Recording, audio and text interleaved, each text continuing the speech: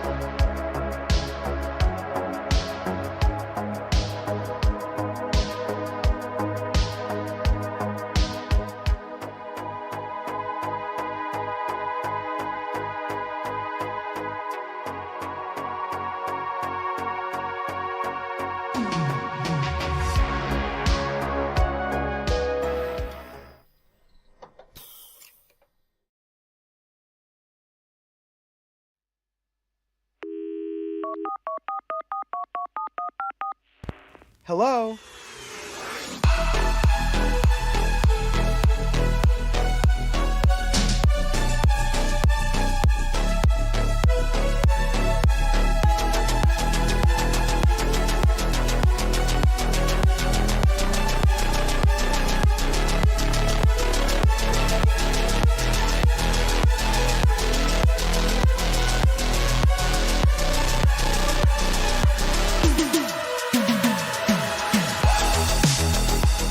Hi, everybody.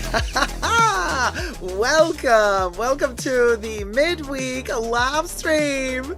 Hey, peeps. How's it going, everybody? Welcome. Hi, Linda. Hi, Vel. Hi, T-Pal. Hi, Pau. Hi, Carrie Fernandez and Gloria Recinos. Hey, Oli, Debbie, Wacky Cookies, Bakery Mafia. Oh, Natalie Gauthier, Kev. Hey, I knew Kev was gonna recognize the outfit. So listen, hey Tanya, Brosnan, hey everybody. Hey MM, hey Kuro, Heartbreak Hotel Inc., Linda S., Linda Pasos. Y'all, let me tell you something. Let me tell you a little something. Hey Zara Justina, Corey K, hey Tyler, hey Jenny Young, hey Haley. Y'all, this is the thing. Let me just say, I'm still, as you can see, it's Avatar Dacob. It's the virtual Dacob. Still because I still do not have my luggage. It's still a mess. The company has not found my luggage yet. They're still looking. The flight carrier, whatever it's called, they're still looking for my lost suitcases. I'm still waiting for news. I'm still waiting for an update. So that means that my technical equipment is still missing. My lights, my professional microphone, and all that good stuff. It's the airline. The airline is still missing my suitcase. So, what does that mean? That basically means that I am still virtual Dacob. But the positive side to all of this is that when I am virtual Dacob, I get to wear whatever I want to wear. So if I had my phone, by the way, also in my suitcase was my ring, ring, ring pink Barbie phone. So now imagine me saying ring, ring, ring, ring, and let's just imagine, okay, that I'm having the phone in my hand. I still can't move my arms because I don't have a tracker for my arms. I only have a tracker for my face.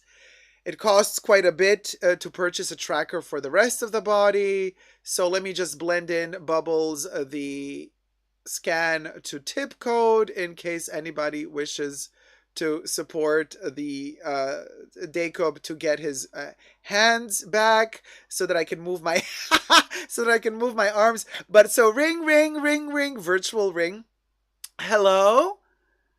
Oh, Virginia, darling. Yes, sweetie. Sweetie, listen, Virginia.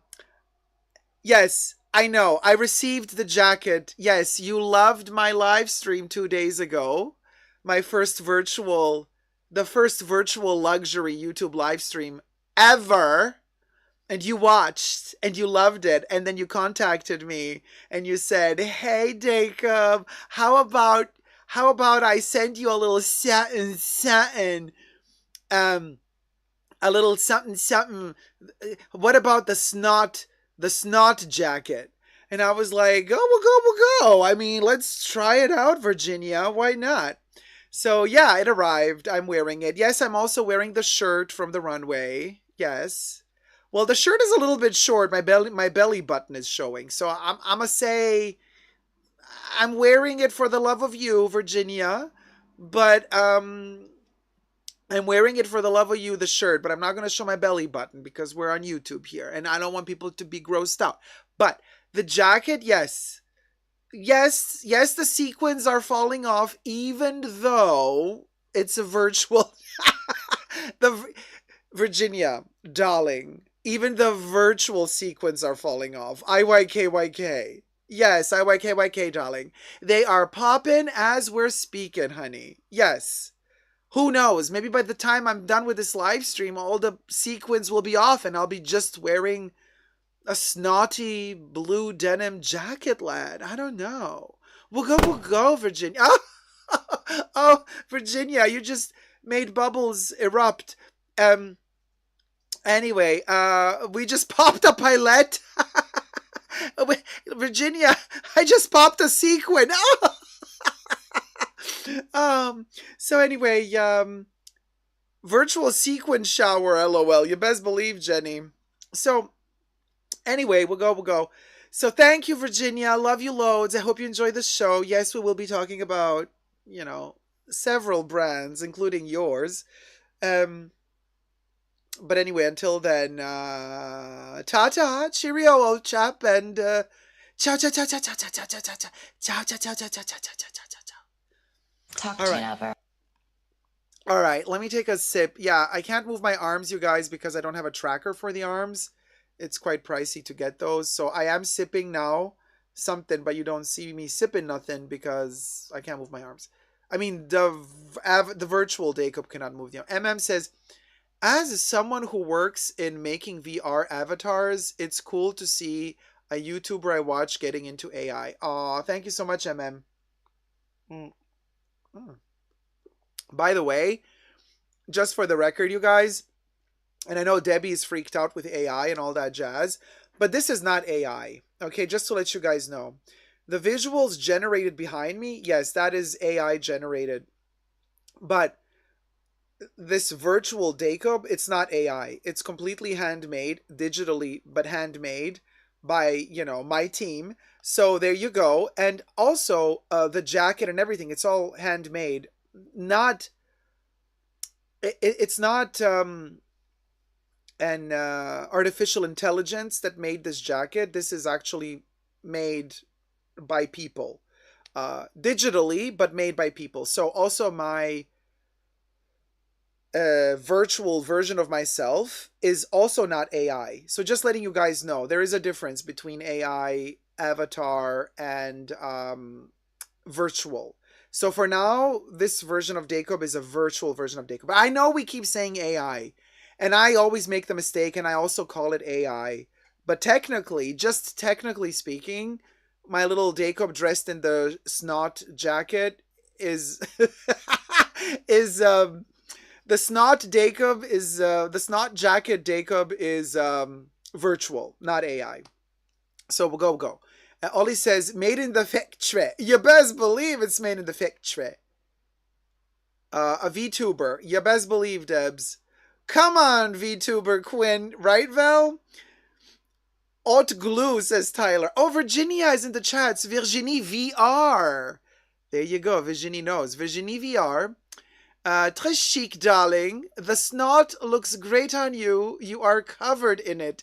Yes, my love. Thank you, Virginia. It has been an honor to receive this jacket and the shirt, which shows the belly button. Now, if you do actually go to the collection and you look up that look, you're going to see that the model is wearing this sort of shirt, like a sheer belly button showing shirt. So the whole style has been, isn't this amazing? Like we get to actually, of course it's just inspired by, obviously, and everything I say in this live stream is for entertainment purposes only, not rooted in truths or facts. Everything is alleged. This is not a Meta Birkin situation, okay? This skin, because that's what, you know, they call it. Well, the skin has been also made for my body shape and everything, but also the jacket is technically a skin. So this skin is not available for sale or anything. It is just, you know, it's satire. Let's just put it that way. It's just meant as a commentary on the state of affairs. So let me show you my arms, you guys. You want to see my arms? I need to exit a little bit, lift them with the computer, and then bring the arms back. Once the arms are lifted, I cannot put them down again. So I'm going to have to disappear again to put the arms back down again. But let me show you the arms when they're lifted. All right. Look at this gorgeous background. Very Karl Lagerfeld inspired. Oh my gosh. Thrifty Tanya, thank you so much for the tip. Thrifty Tanya me donate de $20. Tu el presque the lost sequin. Thank you. XOXO Tanya B. Thank you so much, my love. Thank you for supporting the fashion bunker. Whee! Check this out. So you see, when I put my arms up, it stretches the skin of the jacket. Wee! Papa Cherry Buble. Buble. Papa Cherry Buble. So as you can see, when the arms are lifted, the skin of the jacket is stretched. And so this is how it looks. Yeah. We'll go. The snot doth stretcheth quite a bit. And I want to say it almost has like a snail quality to it. Wouldn't you guys say? It's like a snail quality to the jacket. Could you imagine how many sequins just popped when I lifted the arms? Oh, those poor people who actually bought this jacket in real life. Oh, the amount of sequins. If you want to know if somebody bought this jacket, just follow the trail of sequins that are left on the floor. Some people follow the yellow brick road. We follow the cocoa sequins. So there you go. Am I able to dab? What do you mean, Kev? Dab? Like, dab? What do you mean? Like, I can move. Anyway, let me put the arms down. I look like a scarecrow. I know it's almost Halloween, but Vel is like, the arms are sending me. I know it's ridiculous. Tanya Brosnan says, not enough glue in the work, in the worlds. I can't see. In the worlds. In the worlds. What is worlds? What do you mean? Well, anyway, when the jacket stretches, you see like the arms don't look ridiculous. So it's actually meant to stay down like this. It looks best this way. But honestly, you guys, the original jacket, I've seen it in real life, is very, very tailored. So if you put on the OG denim snot jacket by Chanel and you lift your arms, it would also deform itself. I mean, it just doesn't look good if you lift the arms like that. But anyway, I think it's like hilarious that we can have it inspired by jacket because we're doing VR. It's just super cool. Tanya says, supposed to be world. Oh, okay, gotcha. This is weirding me out, says Cheryl. Okay, let me just address the situation. Sorry, I had to take a sip. And I know you guys, like, we have a hell of a show today for you, in my virtual world here. Exactly, Debs. You do get used to it. And also I want to say, you guys, I have received most reactions to my first virtual luxury fashion live stream were positive. There was a couple of people who were very polite. They did not want to say, I hated it. It was terrible. There was a few people who said, okay, this was okay, but I prefer to have, the real Jacob. And I kind of tried to explain to everybody and say, well, this is the real me. I mean, this is me, you guys. I am literally just behind this tracking device that tracks my facial movements and my head movement. You see, when I move my head, it literally follows me. My eyebrows, it follows my eyebrows and my mouth, as well as my eyes. So, but I kind of tried to make everybody kind of like, daddy chill. Like, I'll be back in my real skin as well as soon as I get all my technical equipment back. The problem is that the airline is just really, I mean, I'm so disappointed because like it's taking them forever, you guys. I mean, it's going to be longer. Yeah, it's over a week now almost. You know what I mean? It's been almost a week and who knows when I'm going to get my stuff back. So until then, I'm improvising.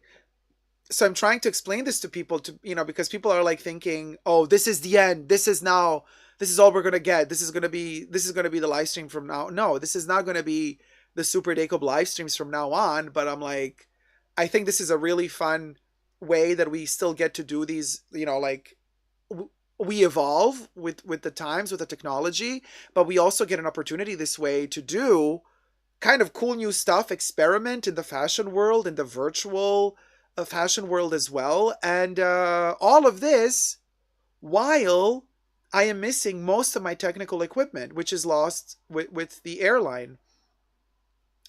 So I'm kind of trying to make, lemonade out of lemons, basically. And I think it's going great. But like I said, there were a couple of people who were like immediately like, opinionated. Yeah, this is cute, but can you please come back to yourself? And I'm like, you guys have to understand, yes, I can, and yes, I will, but please be patient and let's wait until the airline actually finds my luggage and finds my lights and my microphone and all my technical equipment that is missing.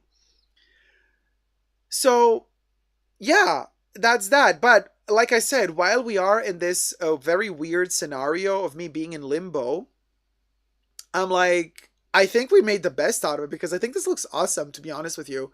Now, what is AI is the background. The background is an AI generated image. So technically, Karl Lagerfeld really never designed with his team this sort of backdrop for a like Chanel fashion show. But let me move out of the picture for a second. And you guys, I think, can hear me even if I'm not in the picture. I just wanted to look at this visual with you guys. I think the AI, so basically I prompted the AI to give me like a Chanel fashion show backdrop. And I think the AI still was thinking, you know, oh, Karl Lagerfeld is still alive and this is what it would be. And I'm not going to lie to you, this looks awesome and it's giving me like incredible vibes. This is so real. Like I totally can imagine clothes designed like inspired by this backdrop. I because it's like what is this? It's like water, but it's also frozen. But then I have the feeling it's like liquid mercury on the sides, like frozen mercury in air. It's like metallic, it's alien like, but it's also running water. And then the models, you can see one model is going down the staircase in the middle of this pond. And like, are they going to walk on water? Is it going to be like a biblical moment? I mean, Kev says it looks better than any Virginia set. Virginia could never, says Debbie. So this is where I think like AI is actually so incredible and it can give such amazing ideas. And these brands, I have the feeling they're just not really ready. I think a lot of these brands are not ready to accept this and use it to really, really create something magical and like to push boundaries even further. You know what I mean? Because honestly, this for Chanel standards now, okay, for their budgets, to produce something like this, of course, they don't have to use real mercury, duh, it would be poisonous, but you know, they can make them out of styrofoam, you know, these sculptural pieces and then spray paint them in silver. And I mean, yes, to make the water in the center, that would cost, but they've already done the glacier back in 2010. Like, this is doable. You know what I mean? This set is totally doable. And, and yet, like, they decide to go the totally opposite route, making cardboard shit out of plywood for their haute couture show. You know what I mean? We'll go. It's a choice. Let me come back in, y'all. You've seen it all. Everybody's now seen the background, so I can be back now.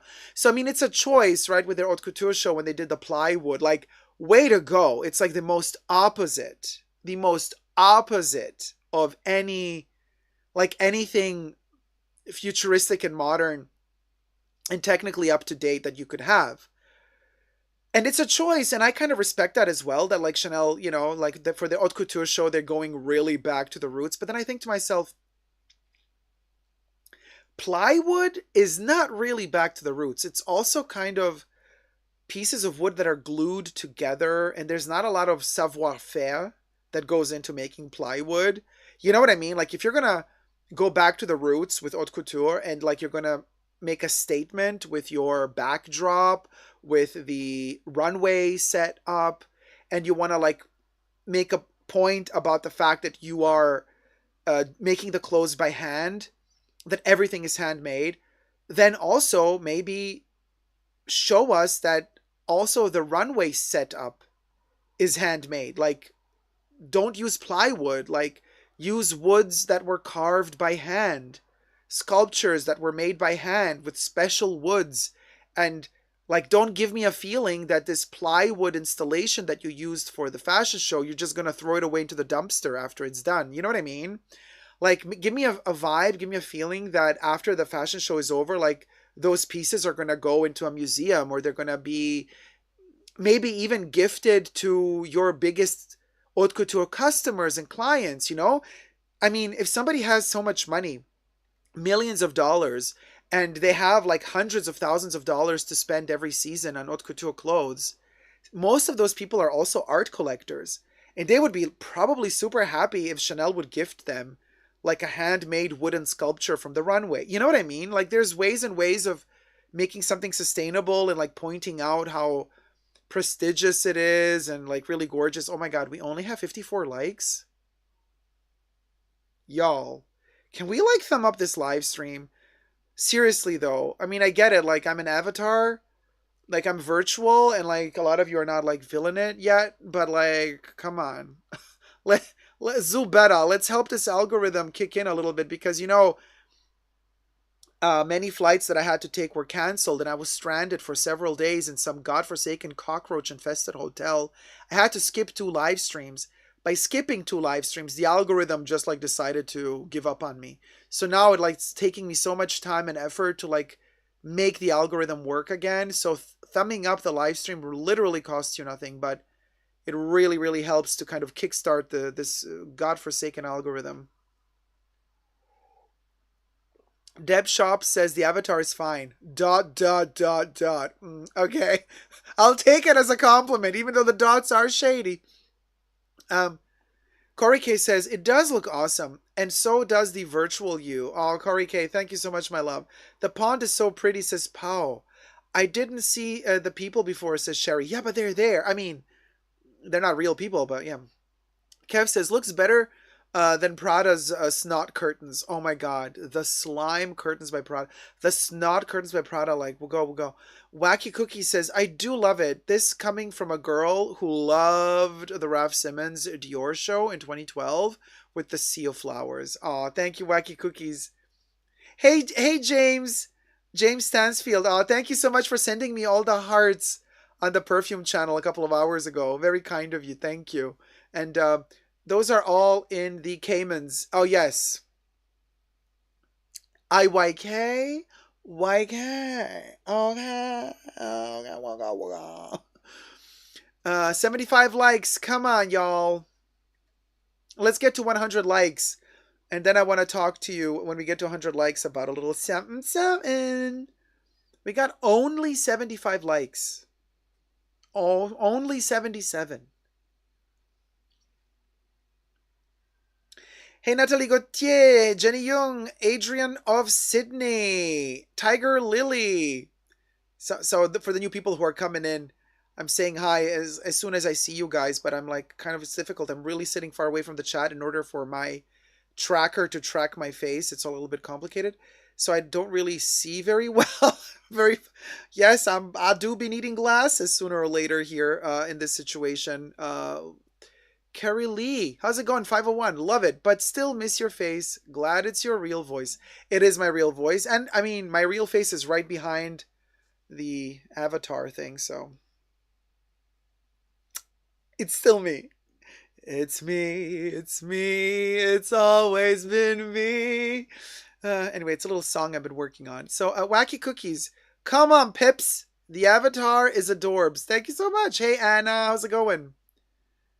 Anna from Anna Delvey? Ah! Shooketh! Only 85 likes, y'all. Come on, we can zoom better. I do not have time for this. I do not have time for you. Ya best believe. I do miss your facial expressions, though. I ain't gonna lie. I know, Deb Shops, but listen, it will all be back. Don't you fret none. We done finna be back with the real face. Also, like, as we go along, I will be perfecting the avatar as well. Look, my movement is better than last week. You know, the outfit changed. Like, you know what I mean? Like, it's getting better and better and more fine-tuned. Daddy chill. Exactly. Oh my gosh, Deb Shops. First I read I'm farting, but actually you wrote I'm fretting. That was a good one. Oh my god, I made myself laugh. This is so sad. Baby Yoda says, help Jacob with thumbs up. Oh my gosh. Okay, speaking of Baby Yoda. So, I have air tags in my suitcase. And I was telling you the last live stream, it's kind of hilarious because So I named one of the air tags Baby Yoda. Well, Grogu, actually. Because it's green. So one of my air tags is the same color as Baby Yoda's skin, that kind of particular Grogu green.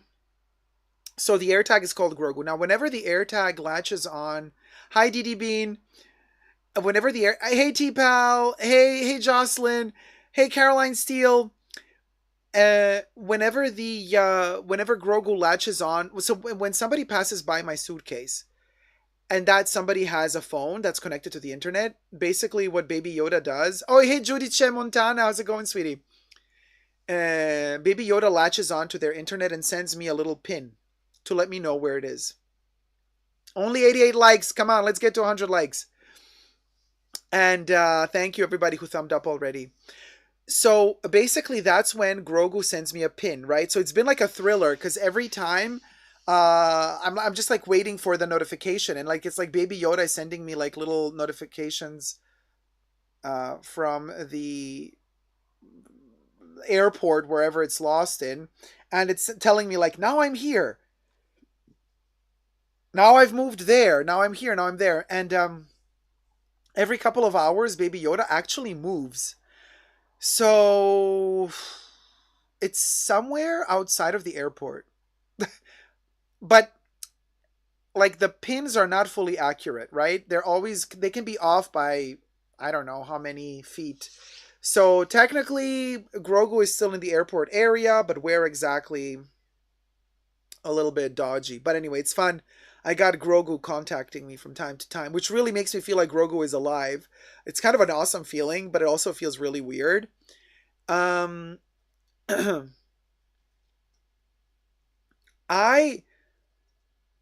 I'm definitely telling you guys, hashtag not sponsored, get trackers, y'all, for your suitcases and bags, like air tags, air trackers, however you want to call them. Many different companies make them. I can just tell you, I bought mine. I was not sponsored by any brand. I purchased mine, and it's awesome. Like, and they're little, and I hid them inside like my suitcase somewhere that is really hard to find. Um, I also always have a tracker in my luxury bags, so don't you be thinking you can just steal it. Don't you think you could just like snatch my bag and run? Because before you find the tracker in the bag, I'ma find you first. And when I do, honey, when I find you, somebody's gonna need 50 trackers to track all your giblets. Allegedly, all of this is said just for entertainment, of course. No threats were made. This is all just for fun. A says, now Grogu is singing cha cha cha cha cha cha for real. Yes, exactly, A. Diddy Bean says, I'm loving the pin on your beautiful shirt. The pin? Thank you, Diddy Bean. Oh, that's a button. Sweetie, that's a button. It's like a metal button. There's several buttons. There's like, wait, you see there's a second one. If I move, there you go. These are buttons from the snot denim jacket that we talked about a couple of weeks ago. IYKYK, with the sequins that are, popping off.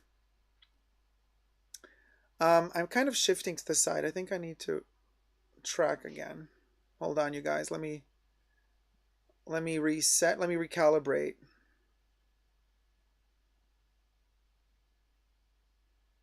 Yeah. Recalibrating, y'all. I'm a little bit more centered now. Debbie says, if I ever travel, I will definitely have them. Good. And like, you guys, seriously, they're really, really cool. And when I'm back, like in real life without the avatar, I will show you mine. I will lift them up, and you're going to see how tiny they are. And they're like super cute. And they come in different colors. Oh, Gloria Latinas has been a member for 18 months, tier 2, and now is sending us a membership super chat. Thank you so much, Gloria. Gloria says, thank you, Daco, for preserving and keeping the bunker going. We'll go. Gloria, my love, thank you so much. Thank you. And thank you all mods for keeping the environmento safo. Judice says AirTags are lifesavers. The more info you can give the airline, the less runaround you end up getting with it could be anywhere. Oh, for sure, you guys, because the airline, every time I would call them, they would be like, we don't know, and I'll be like, well, I know.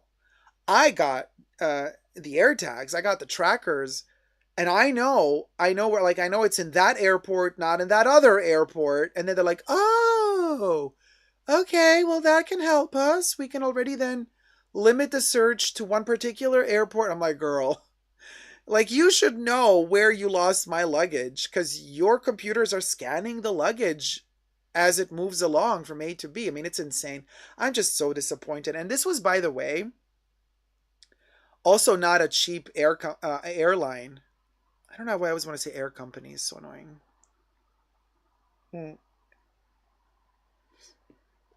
Anyway, very disappointed. And honestly, also, you guys, you can't trust anyone nowadays. You can't. I mean, I've just had the worst experiences lately, and it's just poverty, seriously, when it comes to all of this stuff. And what was I supposed to read? Pixel Pixie. Hey, sweetie. Hey, Jacob. Love to catch the live. This is a great time for my time zone. Is your AI hair gonna mimic your real hair? Like if you have curls with the AI hair, but curly too? Well, and when I move, it moves, so it mimics my movement. Uh, if I were to curl up the hair, that would be a totally different. I would have to make it literally strand for strand. Like this hair, when I move, and you can see all of these little spaghetti strands, um, they're all done by hand. So you have to apply every piece of hair individually. It's a lot of work. So in order for me to have curly hair, I would have to start all over again, and I would have to build strand by strand the curly hair. But it can be done. It's just very time consuming. I mean, it's not as time consuming as making a handmade wig, but it's very time consuming. So there's that. Hey, Mika Brock, the way you slide in and out of the screen, yeah. I'm just like, hold on, let me just slide out of the screen and into your DMs, baby. And now let me do whatever we do, and then let me come back in. Ah, that was fun. So anyway, so where are we now? Almost at 100. Are we still not at 100 likes? Y'all. Oh, wait, is it the full moon, Debs? Linda says, oh, we got 100. Yay! We got 100 likes. Damn, this Mercury retrograde. Wacky cookies. Mercury retrograde. Insane. It's been hitting hardcore. And I'm also very tired. I feel like I'm more tired than usual. I think it also has to do with Mercury retrograde somehow. We did it, Joe! We did it! We reached 100 locks! Yay! Amelia Alana, is this going to be the new normal with Avatar Jacob? No, this is temporary. From time to time, I will be back if there are technical difficulties. Like, I will be back as an avatar of myself, wearing new Chanel clothes, or Hermes, or whatever. Let's see what other surprises I have in store for you next.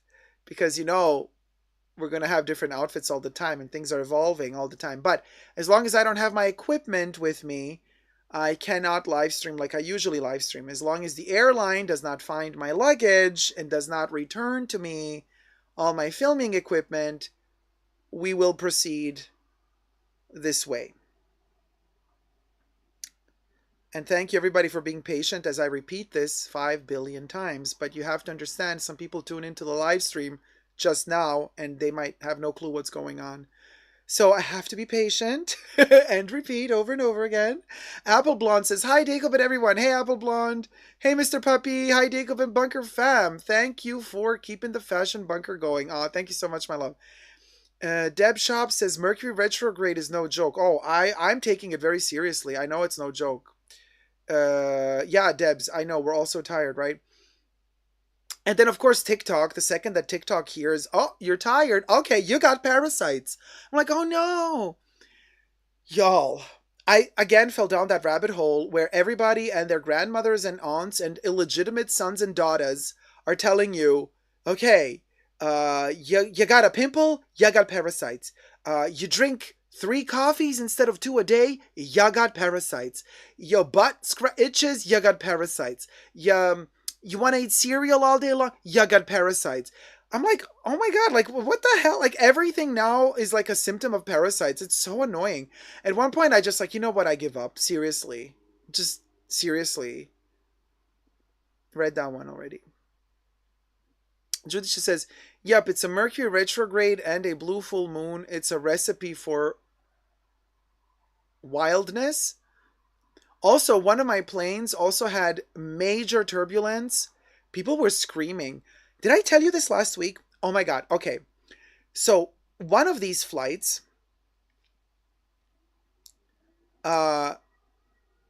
was insane because basically, okay, you know how these airlines force their pilots when the plane is late? They force the pilots to fly faster.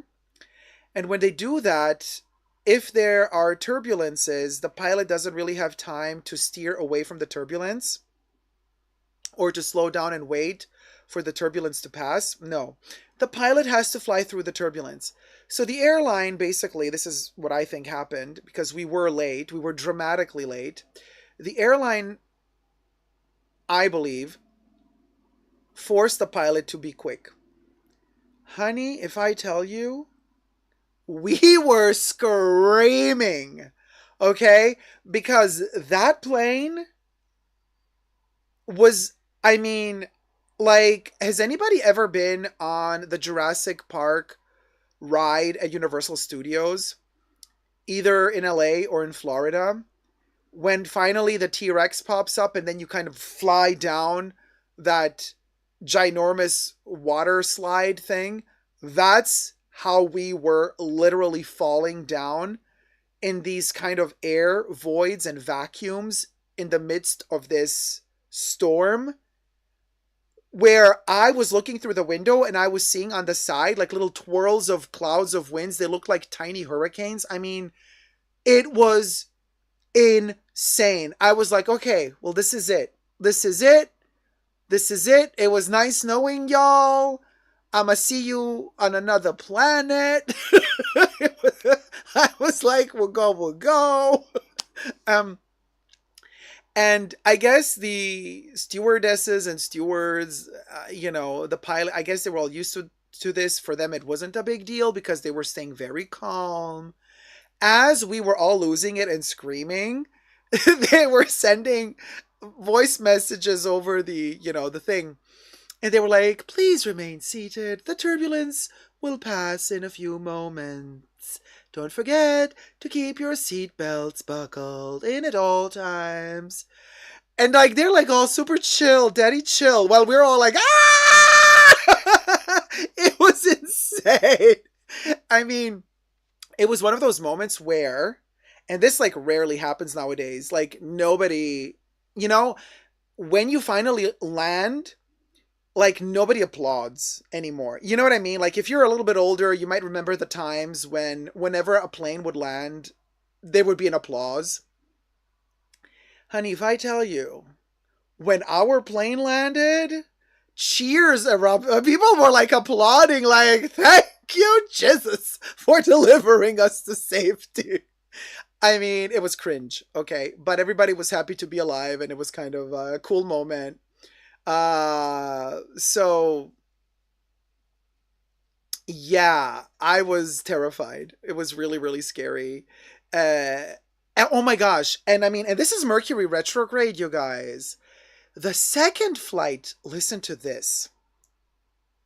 And I actually have filmed I have receipts, honey. I took pictures and a little video of it, but I don't have, well, here I can't just like lift up the iPad and show it to you, but maybe if I don't forget in one of the live streams where you see the real me. Okay, so the second flight, which was also delayed, we were about to take off, and the stewardesses were like, okay, you guys, like, buckle up. And somebody starts screaming again. My God, you guys, you can't make this shit up. And somebody's like, oh my God! And no, everybody like looks up like what's going on. And we were all thinking it was going to be one of those situations again. I was actually hoping it was going to be like one of those, like some chick stands up and says, and I'm telling you right now, that motherfucker over there is not real. I am telling you right now, that motherfucker back there is not real.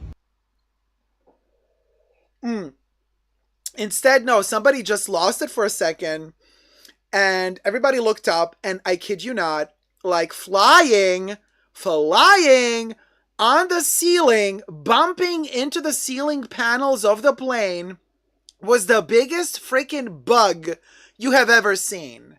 Now, we got the fruit flies in the fashion bunker, and we just got used to those. What can I tell ya? This hoe eats a lot of produce, and with a lot of produce come little tiny buglets. But, especially if it's organic. But, that plane, that motherfucker over there is not real. It was real, honey. It was a humongous thing. So, first of all, I thought, oh my God, if this is a Hornet, because it was the size of a Hornet, if this is a Hornet, the plane was already moving, towards the position to take off. I'm like, if we're locked in this plane with a Hornet, well, that's the end of that. Like, that's literally the end of that. Like, that's the end of that. Like, it's the end of that. Like, they're gonna I was thinking in my head already, okay, somebody's gonna make a movie one day about this. All passengers were unalived by a Hornet. And it's going to be a Lifetime movie. It's going to be one of those cheap budget movies. And I'm like, I cannot go from this planet and end up in a low budget movie. I refuse. So the stewardesses were hysterical. One of them was like not having it. And I was like, aren't these ladies trained like for all sorts of situations? Like if there's a terror attack or something? No. I'm like, but a bug, and they lose it. So 2 of them were like in control. One of them was like, yeah. So one of them was like, oh my God. The other 2, one of them stepped up. The other one was hiding behind her. It was so funny. She was literally using her colleague as a shield against the huge bug. And one of them was strong enough to be like, you know what? I'm going to deal with this. So she unbuckled from her seat. The plane is already moving, you guys. Okay, it hasn't taken off yet, but we're already moving. And she starts walking towards the bug with a security card. With, those security cards that are in the chair that like tell you how to put on your security vest and all that good stuff. So she has the security card, which she folded in a circle like you would with a newspaper. And she's ready to attack the bug with the security leaflet from the chair. I'm like, this is, you gots to be kidding me. She's literally going to go bug hunting for a Hornet right before we take off. The other one was like kind of holding on to her, and the third one ran away. Okay, now, while this is happening, she starts kind of waving her arms all around the plane. That bug starts freaking out, and it starts flying into people. People start freaking out because, mind you, we're all buckled in. It's not like we can just run around. Everybody's buckled in, and the bug is amok. Now, at one point, and I think the stewardess was really clever, I don't think it was true what she said, but she said, don't worry, guys. It's a big fat moth. It's not a Hornet. It's a big fat moth. Okay, I don't think it was a moth because that thing was... Anyway, whatever it was, that motherfucker was not real. And so she's like saying like, don't you worry, guys, it's just a moth. At that point, the third stewardess that ran away, she came running back down the aisle towards the other 2 colleagues. And now she was like all like, okay, it's just a moth. Okay, now I can play like I'm strong as well. So basically what she did done was in the back of the plane, she was looking for a weapon. A weapon. Y'all, you know what she found?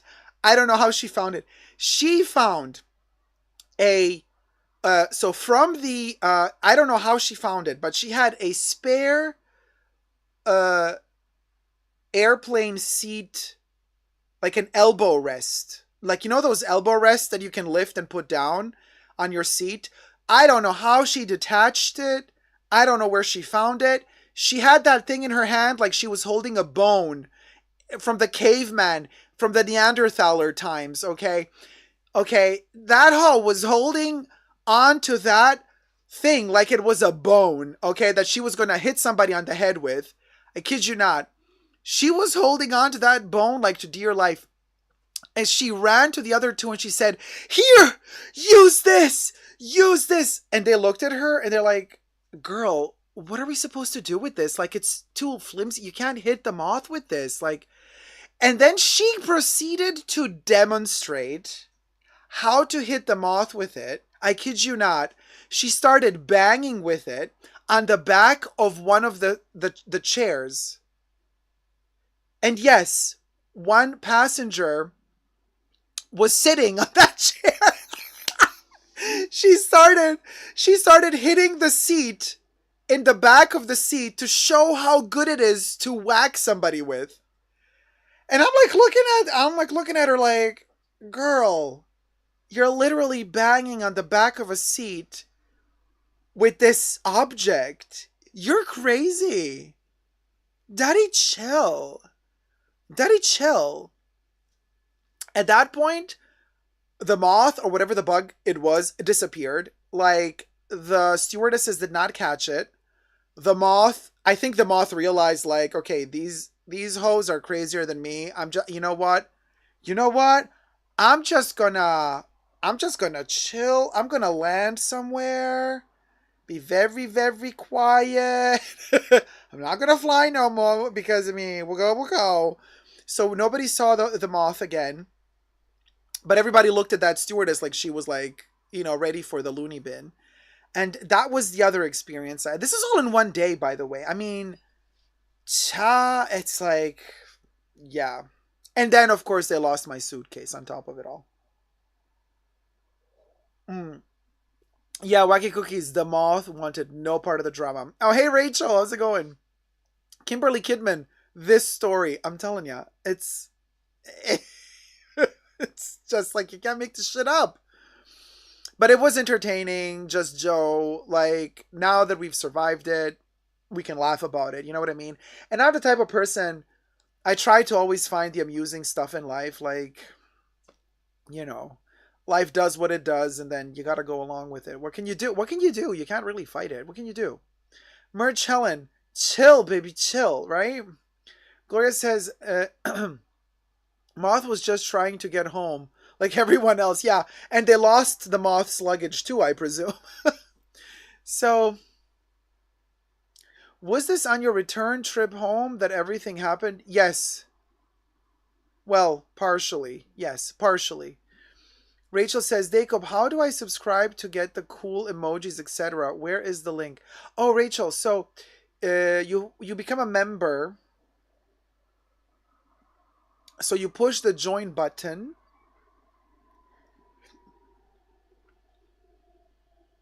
I'm not sure if you're watching from a tablet now or from a like a computer that has a screen, or from a TV.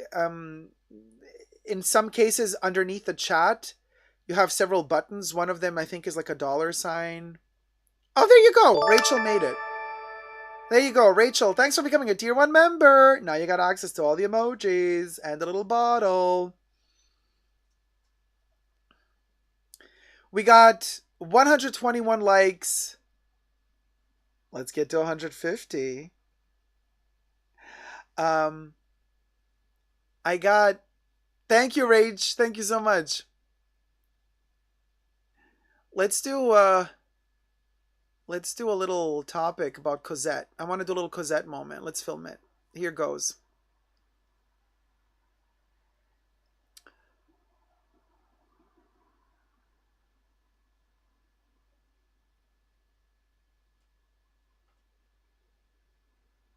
Hi everybody, Jacob here. Welcome back to the Fashion Bunker. We're talking Cosette, honey. There has been news. There's an update with the Cosette situation as 9 News reports, and the report is by Mr. Mark Saunukonoko, senior journalist of 9 News. So, very interesting stuff. We're going to talk about it all together. And hello to all my fellow Australian friends and viewers from Down Under. Because as we know, Cosette is a self-proclaimed luxury outlet store based in Sydney, Australia. So you guys, subscribe to my channel if you haven't already. Push the join button next to the subscription button. Become a member today. Gain access to extra perks. You can also join me on Patreon. Super Jacob all spelled together there as well for extra perks. Thank you to my members and patrons who have already pledged. This virtual video is being filmed live in front of a live virtual audience. So hi to all my co-chatters. I live stream several times a week, so to stay up to date and join the live chats, just keep an eye out for the live streams. You can also follow me on Super Jacob Backup, all spelled together, my Instagram account, where I always post in the Insta stories right before I go live on YouTube. I always post there so you can get immediate updates as well. And then if you're a member or patron, you can also join our exclusive Discord where you get notified when the live streams begin. So what is reported by 9 News is that NSW Fair Trading of Australia has now stated that the amount of claims of people that are complaining about Cosette, that have allegedly purchased bags from Cosette and are alleging that the bags are counterfeit, is over 500. It's almost 600. Maybe it's going to go over 600 by the time you're watching this video. That's a lot. Now, everything I say in this video is for entertainment purposes only, not rooted in truths or facts. Everything's alleged. And in fact, we also must say that Cosette is still claiming that the bags that they sold are indeed legit. Cosette is still claiming that their bags are not counterfeit. Now, another thing that is really interesting in this the biggest update is that the amount of money that is being claimed now, referred to by customers as lost or that they want to get back from Cosette, is over 1 million Australian dollars. I think they said something like $1,190,000 by now. And the money, they're still counting the money, you guys. That's a lot. Now, even in Australian dollars. So in fact, I have the exact number from the article states that it is more than $1,172,346. NSW Fair Trading has received 553 complaints about Cosette since July 24th of 2023. That's a lot. That's a lot. And so now what is really interesting at this point is that how do you proceed with something like this? Because I've been asking myself, like, what are they going to do now? I mean, who's going to jump in to prove whether or not all of these bags that are being sent back to Cosette, that are being brought back physically to Cosette by the customers, the walk-in customers that actually traveled all the way back to Sydney, if they're not living in Sydney already, to bring back the bags. Like, Cosette was issuing up until a couple of days ago, if you would enter into Cosette with your bag, they would issue you a refund, right? But like, what are they doing with all those bags? Like, does Cosette have the right to keep those bags if they give the money back to the customers? Or do those bags immediately by law have to go directly to the Fair Trading Commission or something? Like, in other words, are those bags that are being returned, are they the ownership of Cosette once Cosette gives back the money? Or are the bags sequestered immediately by the authorities to then be processed and checked out if they are indeed authentic or not? Because at a certain point, I have the feeling that, like, Cosette can't just keep on claiming, well, we have our third-party authenticators and they're telling us the bags are authentic. Like, I have a feeling like, wait, if there's so many complaints to the authorities, and the authorities are stepping in, I've been told, then the authorities at one point have to, like, yeah, the authorities can't just take Cosette's word for it. Like, oh yeah, Cosette is saying like, yeah, we've used third-party authenticators. Like, that's not enough, because you guys, let's be perfectly honest here. Who are authenticators? Authenticators are companies that are self-proclaimed people who say, they claim that they know if a bag is authentic or not. But don't be fooled, because these authentication services, well, they're self-proclaimed authenticators. It's not like they have these special permits from the brands themselves to actually authenticate that brand's product. That doesn't exist, you guys. You know what I mean? Like, if you want a Chanel bag authenticated, you can believe what a self-proclaimed authenticator company tells you about the bag, or you actually send the bag, you bring the bag to Chanel, you ask them to spa the bag for you or to authenticate it. They have to send it off to France, and if they deem the bag to be fake, they will destroy the bag. You're not going to get it back. But that's the only way you can really be sure if Chanel itself says this bag is deemed authentic or not. The workers, the salespeople in the shop, in the boutiques, are also not authorized. The sales associates at Chanel are not authorized to tell a walk-in customer with a Chanel bag that they bring in from outside.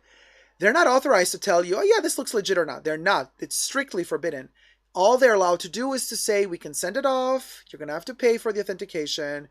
If Chanel deems it non-authentic, they will destroy the bag. It's at their discretion. So,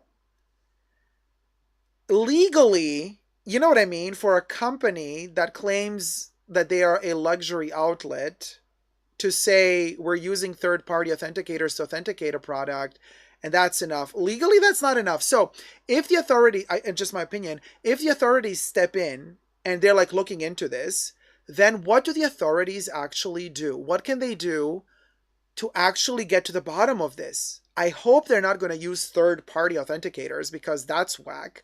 No, instead, the article states, so 9 News says what they understood is that NSW Fair Trading is engaging with master brand owners based overseas, now overseas for Australia, right? Because obviously most of these counterfeit claims are coming from bags that were, either Yves Saint Laurent, YSL, Saint Laurent, or Gucci for the most part. So obviously Gucci and Saint Laurent are both based in Europe, Italy, and France, respectively. So obviously for Australia, that is overseas.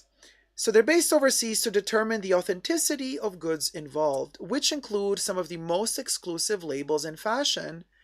Investigations into suspected fakes are complex and can take months to complete, requiring interviews, gathering of documentation, and advice from technical experts. So this is what the article claims. And basically, what are we to expect now? If the authorities are involved, and if indeed they do have the right to sequester all of the bags or part of the bags that are being brought back to Cosette for a return, for a refund, then you can imagine, then the authorities have to contact, let's say they receive 150 YSL bags. They have to contact YSL and be like, okay, can we please work together with you to figure this out? And then YSL doesn't have to, they're not forced to. But if they say yes, then they have to make resources available for this. You can't, you know what I mean? Like, somebody sends over hundreds of bags for authentication to your company. It's not like your company has nothing better to do. You got stuff to produce. You got your own customer relations to deal with. Like, you have your own quality control issues to deal with. Like, you have your own people you have to pay. So you can imagine how it is probably for a luxury company to say, yes, we want to collaborate with you on this, because they lose a lot of resources doing that. I'm just imagining how this is going to work. So technically, if, let's say, YSL decides to go forth with this, if Gucci decides to move on with this, you can imagine how many months it's going to take to authenticate all of those bags, because maybe a couple of them will come back as authentic, right? And maybe, maybe they're going to have to go through 100 bags to find the one that's not authentic, allegedly. So it's a process that takes a lot of time. And especially if there's like those super fakes out there, I'm fairly certain that also the company itself, like I can imagine that YSL is also going to sit there on some bags thinking, is this one authentic or not? You know what I mean? Like the really, really good quality ones, it's going to be really tricky. But maybe, hey, because look, Cosette is still claiming that all the bags that they sold were authentic. So maybe all of this really turns out completely in Cosette's favor. Could you imagine, like after like 1 year of investigations, YSL and Gucci turn in their reports and they say, all the hundreds of bags you've sent in, they're all authentic? Oh my gosh, that would be a shocker. So basically what Cosette claims, Cosette said, and I quote, sources said that it sources all handbags from reputable resellers, brokers, and licensees in Europe.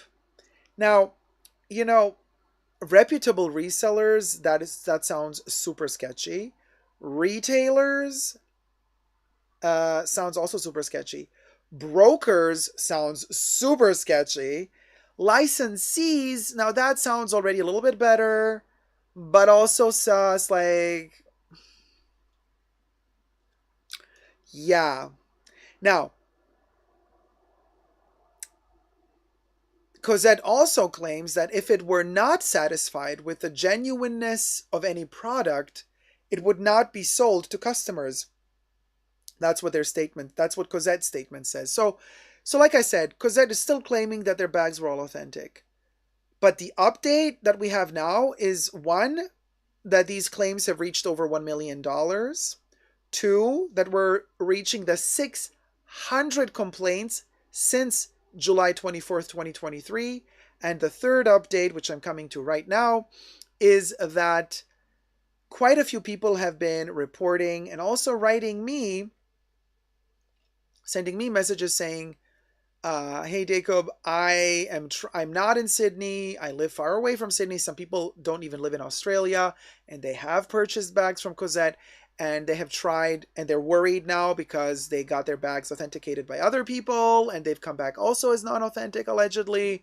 And now they try to contact Cosette via email, via phone, nothing. Apparently, a lot of people are having a lot of problems reaching Cosette at all to get any form of refund back.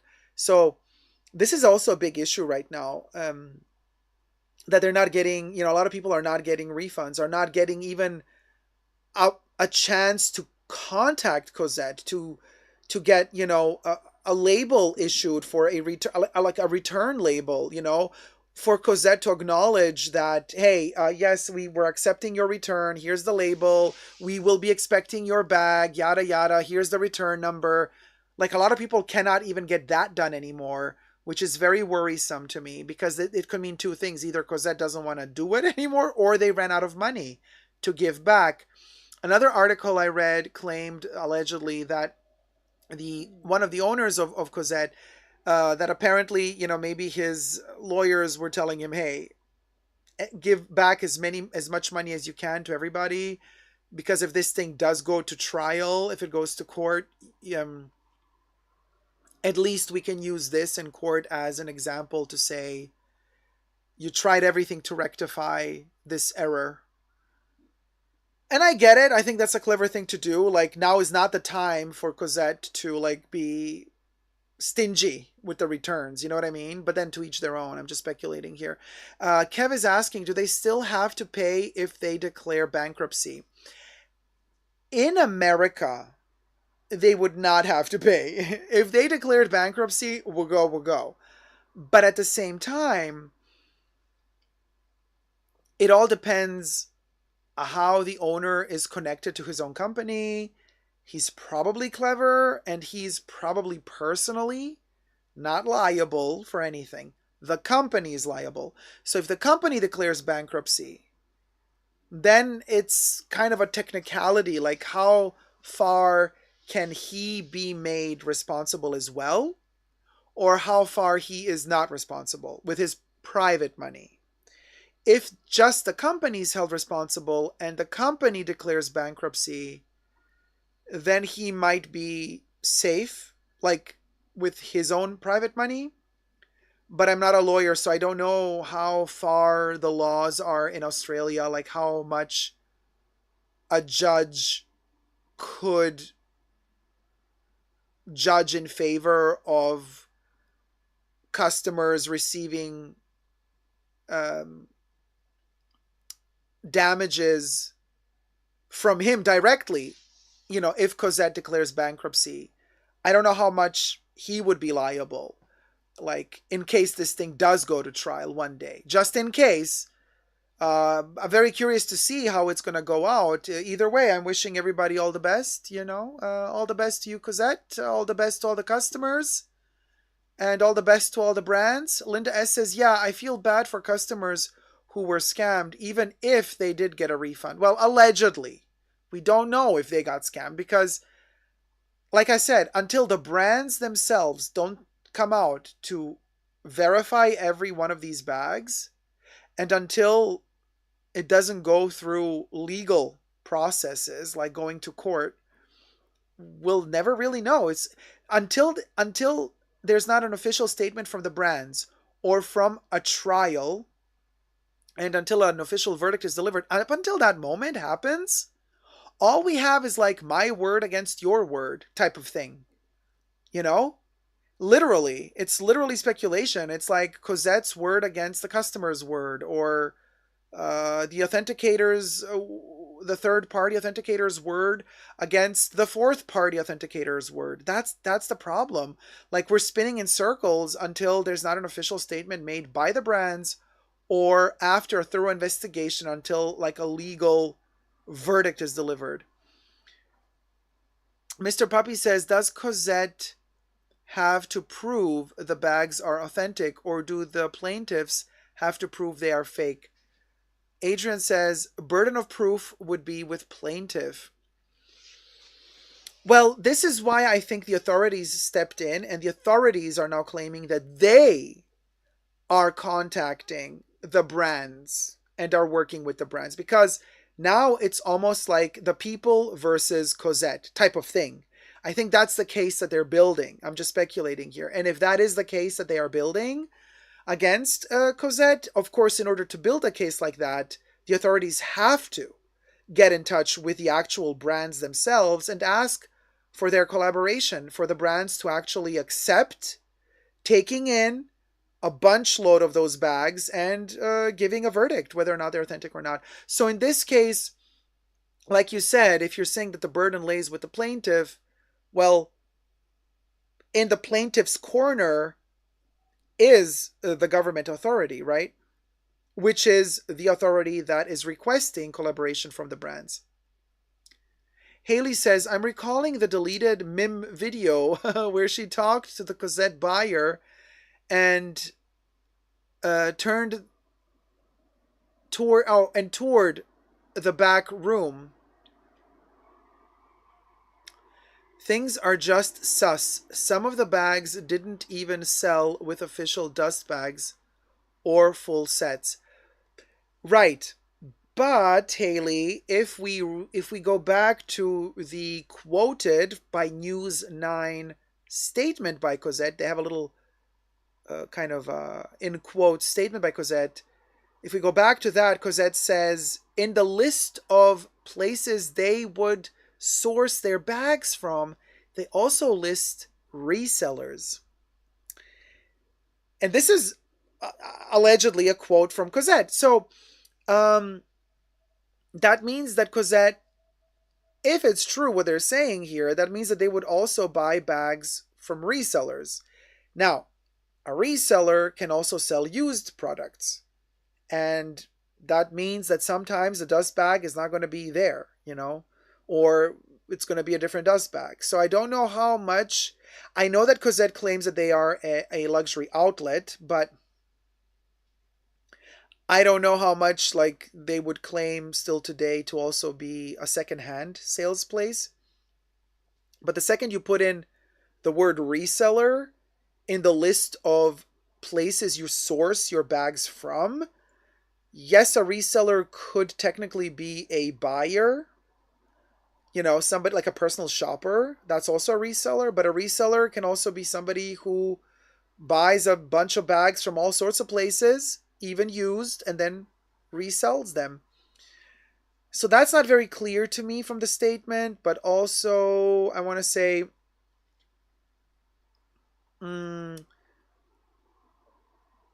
like, I remember last time I went to a Chanel boutique, and I bought sunglasses. Like, they also didn't give me the original pouch that those particular sunglasses should come in. Because the Chanel fashion boutique, they really don't care. Like, sunglasses to them are like the cheapest product in the boutique, together with the perfumes, right? So what they do is when the sunglasses arrive, they all have them in one, they shove them all in this one room. And if they take them out for display, they don't put them back in their original pouches. So they take whatever pouch is available. They go back to the back room. They see which glasses fit in what pouch, and then they sell them to you. So I had to say, like, hey, could you please, like, bring me the actual pouch? And then they were like, what do you mean? And I'm like, well, this is not the actual pouch from the glasses. So they were annoyed because then they had to go back and look. So they just brought out a few of them and said, well, just pick out the one you like the most. And I was like, well, I want to pick out the one that actually belongs to the glass. So what I'm trying to tell you is that even the brands themselves are sometimes a little bit, you know what I mean? We'll go. But anyway, that's that. But usually they're going to have their standard boxes for their costume jewelry. They're going to have their standard dust bags for the bags. Most brands will. So you're mostly going to get the dust bag that fits the bag, right? That reseller point, they certainly did not mention in the video. They claimed their goods are new to MIM, all a bunch of spin. Oh, interesting, Haley. But then again, like I said, how do we interpret what reseller means? You know what I mean? Like, reseller can mean a lot of things. A reseller can also be somebody who only resells new stuff, like a buyer, you know what I mean? Like parallel market type of stuff. So it's all very in the gray zone, you guys. Like I said, the only way we're going to see an end to this is if the authorities step in and it goes to court and there's a verdict that comes out of this. And if the brands also decide to collaborate and decide to authenticate their own products. Let me know your thoughts down below. Love you loads. Subscribe and thumb up this video. Bye.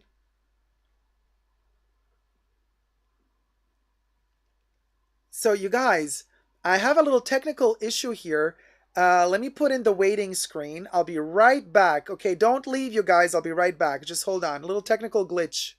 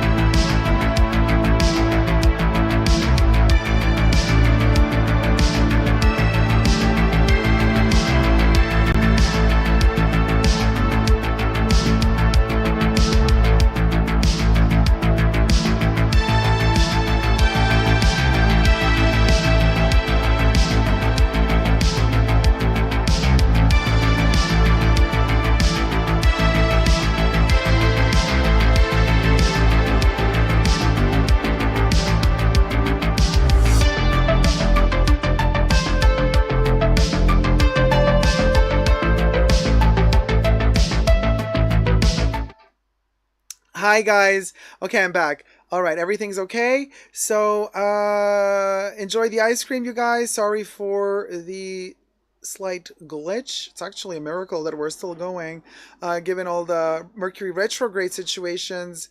Kimberly Kidman says it's not over. That's right, baby. Time to make some tea, says Pao. Hey, Melissa. How's it going, sweetie?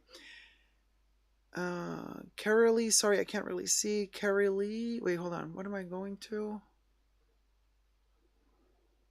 Oh, Rachel. Rachel upgraded membership to tier 2. Thank you so much, Rachel, for upgrading the membership. Now you get access to all the pre-shows as well every Saturday. And tier 1 members get access to the first pre-show of the month. So every first Saturday of the month, there is a pre-show accessible to all tier 1 and tier 2 members, tier 1 and tier 2 patrons. But then if you're a tier 2 member or a tier 2 patron, you get access to every pre-show. We'll go. So, Carrie Lee?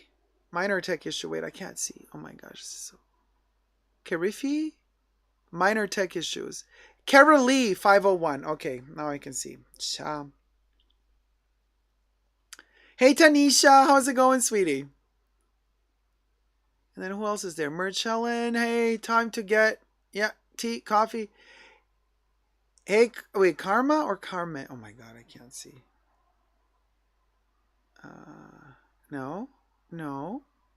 To the bottom for the last chat, you guys. I need to know newest.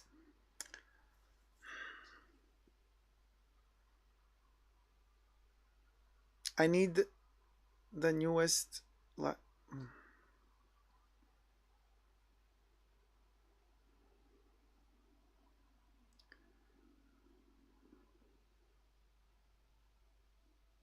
Hold on, you guys. I don't know why it's not moving. I need to see. Karma. I think Karma is the. Okay, I'm trying to slide this chat through. Carme. Okay. It's Carme. Thank you, guys. It's like really far away for me. So anyway, okay. So another thing I wanted to talk about is, well, Chanel.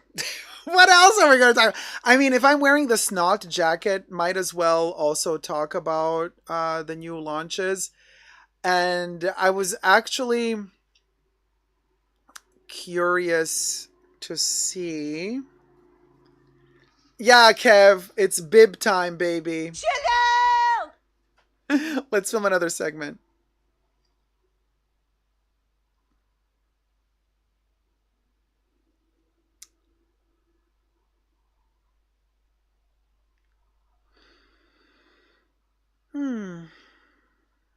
Let's see. Hi, everybody. Jacob here. Welcome back to the Fashion Bunker. We're talking Chanel, as you can see in this gorgeous background. We have kind of like an AI version of what would be a Chanel fashion show backdrop if, well, let's say if Carl were still alive or something like that. I don't know. I mean, let me just shift to the side so you get to see it for a second. The version of a Chanel runway, if it were still, the golden era of Chanel. Look at this beauty. AI generated image by Bubbles, the bot. I would love to see a fairy tale landscape backdrop for a Chanel fashion show looking like this. Anyway, let me come back. So we're going to talk about their leather. We're going to talk about their bags, you guys. There's one particular bag I want to talk to you about in this video. And the question is, are we experiencing a backpack renaissance? And is the Chanel backpack the new it bag? Question mark, question mark, question mark, exclamation mark. Well, we're going to get to it and to the selection that I've made. One particular piece struck my little eye, my little tiny eye. There you go. And but first, subscribe to my channel if you haven't already. Push the join button next to the subscription button. Become a member today. Gain access to extra perks. You can also join me on Patreon. Super Dacob all spelled together for extra perks. This video is being filmed live in front of a live virtual audience. I live stream several times a week, so come join us.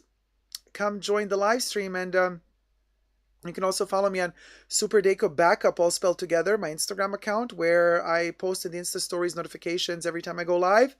You can also follow me on Decob CC, all spelled together, my Instagram page dedicated to my love of all things Coco. All right. Now, let me shift to the side and let me show you what we're talking about here. I have seen this little backpack from the pre-fall winter collection 2023. So yeah, Métier d'Art is already over. I'm wearing kind of a virtual version of a Métier d'Art jacket. IYKYK, you know, it's the snot denim jacket with all the sequins attached with hot glue gun that fall off. Oh, the shade. Oh, the shade. The shirt is also inspired by... The shirt I'm wearing is also inspired by that. Okay, by that particular look from the Dakar show. Everything I say in this video is for entertainment purposes only, not rooted in truths or facts. Everything's alleged. Just my opinion. Let me show you the bag. Now, hear me out on this. Okay. Are Chanel backpacks the new it bag? And is this one in particular the new it bag? Chanel has been pushing forth this concept of the double C with the quilting, the matelassé quilting on it for quite some time now. And it does give off 90s vibes, even though it's more, I want to say, detailed and kind of ornamental than it would have been in the 90s. In the 90s, I think it would have been more of a thicker and flatter double C, but they've added the quilting. The leather, I think, is a lambskin leather. This is a really beautiful red. The red is a classic 90s shade of Chanel red, and I love this red. I'm not a fan of all reds, but I do love this red. And what we also see here is a return to a relatively solid yellow gold hardware. It almost looks like the yellow gold hardware we are used to seeing from the 90s and from the 80s. Maybe it's just a tad bit paler, but we are definitely light years away from what used to be that very, very pale gold, you know, like almost like silver gold hardware.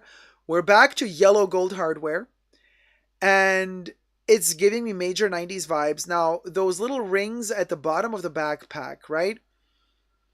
One has a number 5 in it, one has a Chanel number 5 bottle in it, one is like just an empty golden ring. One is made as a ring with intertwined red leather going through it. There might be one with the 31 Rue Cambon facade, or, you know, main entrance, or maybe there's even a profile picture of Coco in it. This is the thing, you guys. Let me show you the next picture. And I have several pictures. It's made in France, as you can see, which is also, I was thinking at the beginning, like, this backpack is a little bit too complex to be made in Italy.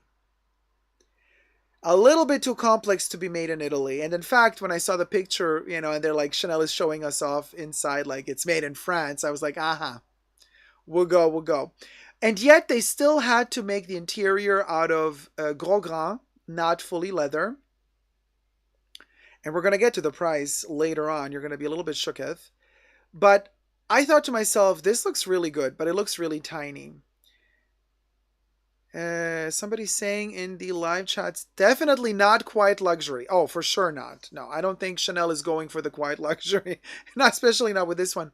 It is giving me 90s vibes, but it's also giving me major, and I mean major, high maintenance. Like, I have the feeling this bag, you can scratch the hardware so easily.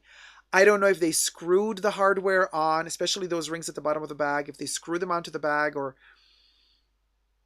if each one of them is screwed individually to the bag, which means the leather there would have a lot of holes.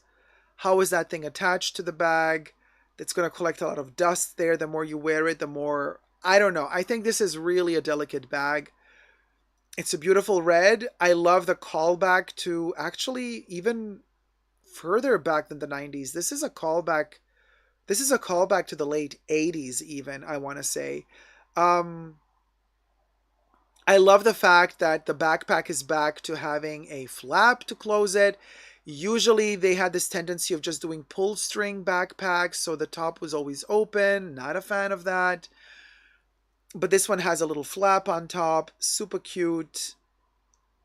Yes, this backpack is going to end up wearing you. You're not going to be wearing the backpack. You know what I mean? Because it's high maintenance. And I always say this about most Chanel bags. Like, they are not easy to wear. They are not easy to care for. They really make you revolve around them. These bags literally require a lot of attention and care. They're not user friendly. That's just the bottom line. Like, Chanel bags are little divas, little bitches that are like, definitely they need to be like, all of your attention needs to be revolving around your Chanel bag if you're wearing one. And that is really annoying to me. And this backpack is screaming high maintenance. Nevertheless, it looks really cute. Let me show you the next picture. They even went the extra mile to implement a pocket in the back, which I did not expect. I was thinking the back of this backpack is just going to be flat. You know, they're not going to bother to implement a pocket. I love the pocket in the back. Super practical. I love how this backpack looks in the back. I love that the bottom part of the strap is actually stitched onto the bag. Like, this is really cute, okay? I'm sorry, but like, it's really cute. Now, if I did not have issues with Chanel leather quality since last year, I would really be considering this, like majorly considering this. But, you know, I'm not going to do it. I will not be doing this to myself. I'm not going to go through the heartache of buying another Chanel piece of leather that starts peeling or breaking. It's just in poor quality, and then having to return it, getting a voucher, not getting the money back. And especially in this case, for a bag this small but this expensive, no, I'm not gonna accept a voucher for something this expensive. You know what I mean? Anyway, let me show you the next picture. So look how tiny this thing is. Okay, so this was the first moment when I was like, oh my God, this is literally a joke. And you know how skinny and small these models are. You know, this model is like super tiny, and it looks tiny on her. And then I was thinking to myself, why is this backpack sitting up so high? Like, is it that small? Why are the straps so tiny? Like, Zone Zuet, you know what I mean? Like, Chanel Zone Zuet, like, this is way too tiny for me. But then I thought to myself, well, maybe she's just with her arms in the front pulling the backpack up so that they can photograph it flat on her back. Because it's such a small backpack, if she lets it kind of fall down, you know what I mean? It would be like kind of like laying around her tush area. Vel says it looks tight even on her. Yes, but let me show you the next picture where she, I think, let it go. Elsa, let it go. Let it go, Elsa. Oh, wrong picture. Okay, well, whatever. This is the front view of the backpack. Doesn't matter. Let me show you the next one. Let me see if we can get. There you go. Elsa, let it go. You see how it's like laying really low now? And at a weird angle, too. You see, it kind of falls to the kind of, you know, it's kind of leaning. I don't know. When I saw it like this, I was like, yeah, I don't like it hanging back like that. I don't think that's very pretty. So it's basically the weight of the backpack is not distributed properly for it to sit right. But then I thought, you know what? I would never really wear this as a backpack anyway. I would probably always wear it just on one shoulder. I would wear both straps on one shoulder. and I would pull the bag to the front of my body, and I would kind of with my arm hold it to the front so nobody can have access in the back.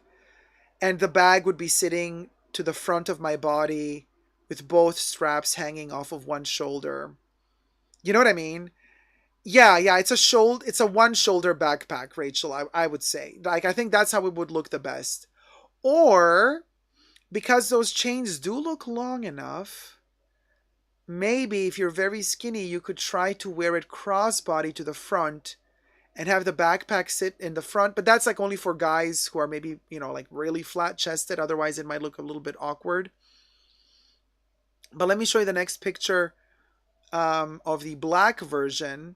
Also cute.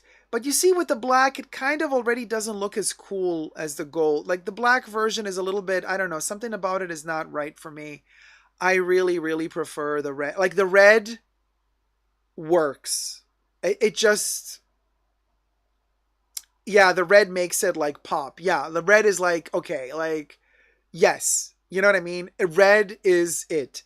The black version kind of looks cheapish to me. You know what I mean? Looks knockoff-ish. You know what I mean? A little bit knockoff-ish. And let me look, nothing against my black Chanel bags. Like 99% of my Chanel bags that I own are black. I love Chanel black bags. Love, love, love, love, love, love, love them to bits. With this one, like for me would have to be red, right? Let me show you the next pitch. The price. And this is where I said, you know what? Nah. No, thank you. We're not gonna, we'll go. Look how tiny this backpack is, you guys. 7 inches. Girl. 7 times 7 times 3 inches. 7-inch backpack. Let that sink in. 7 inches times 7 inches times 3.1 inches. Okay? It's like Chanel is now charging by the inch. You know what I mean? So, like, the price is $7,100 plus tax. So, this price is literally telling us that Chanel is charging $1,000 by the inch. Okay? Every inch is $1,000. Can we let that sink in just for a second? When I saw this price, so after tax, I mean, like, you're close, I don't know, it's like $7,600, $7,800 or something like that.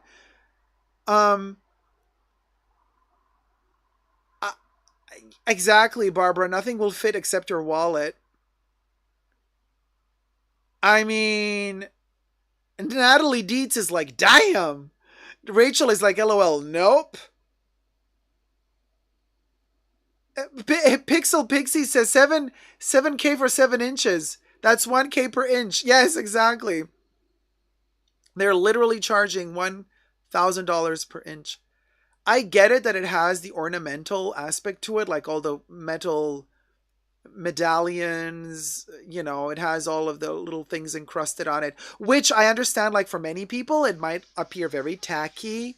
So a lot of people would not like all those little extra added giblets. I like the giblets because it makes it look very 80s. Is it tacky? Is it kitsch? Yes. Yes, it is. But it's good tacky. It's a good kitsch in my opinion. But the price, honey, no. Chanel, I'm sorry, but like we're at a point now where, quite frankly, like even if I had, but I don't have, but even if I had the confidence that their leather were amazing and the best leather out there, which I don't, but if I had the confidence, even if their leather were the best in the world, I would still say no to this price tag for this tiny 7-inch bag. I really think they've lost their minds with the pricing. And what shocks me the most is like, there's going to be people who are going to be like, yeah, the price was amazing. Like, hey guys, welcome to my Chanel unboxing. I have this like gorgeous little bag that I just bought. And they're going to tell you, I was so lucky that my sales associate offered me this bag. I was really lucky because it was just like one of 10 in the country. I was so lucky that I could buy this bag. I was so lucky that I was offered the opportunity to buy this bag. Oh my gosh, it's such a dream. Is it worth it? Yes, totally. $7,100 plus tax for a 7-inch bag. Like, oh my God, such a steal. There's gonna, and who is gonna make that video. But we're not gonna say any names. We'll go. Oh, but IYK. So anyway, the charms will fall off in a season and they won't be able to repair it, says Kev. Allegedly. Love DIY says, I still want the red one though. Oh, Love DIY, me too. I want the red one. I mean, if Virginie VR calls me and says, hey, Jacob, I got a little something I want to send you for all the lovely work you've been doing. I wouldn't say no to a freebie. I wouldn't say no to the freebie. But I would say no to them demanding $7,100 for. No, it just isn't worth it for me, in my opinion, only, of course. But let me know in the comment section down below, will you be getting this backpack? Is it worth it to you for this price tag? Are you believing again in the quality of Chanel leather? And most importantly, do you think that the new It bag is the backpack? Are we experiencing the backpack renaissance? And especially, are we experiencing the backpack renaissance in Chanel? Pixel Pixie says, this backpack is marketed for the younger gen. More and more design is made for the younger clientele, for the Nepo babies, cause who got Chanel money at that age? Question mark. Good point. Oh, Michael Kaufman says that there's a pink one as well. The pink one is cute too. I have only seen it in some places though. I mean, okay, stop. Does it have gold hardware? Does the pink one have gold hardware? Because I'm such a sucker for pink. Like, ha ha ha ha ha. Okay, if they make this in pink, keep me away. Keep it.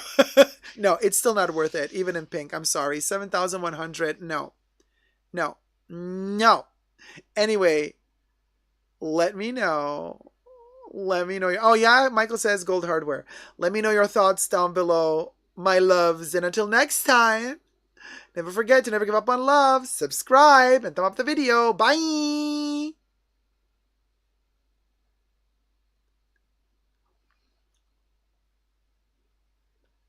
Now, don't worry, Kev. I'm not going to buy the bag, but pink.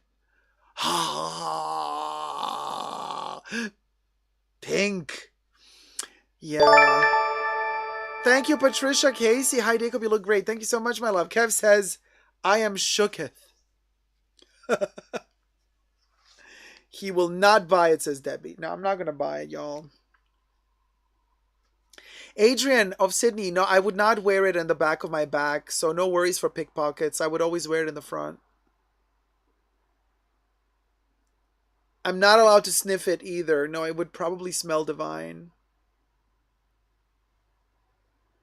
Oh, Gloria says, you say backpack, I think Jansport. That's so funny. 121 likes, guys. Thumb up the live stream. Kev says, unboxing. Yes. Unboxing time.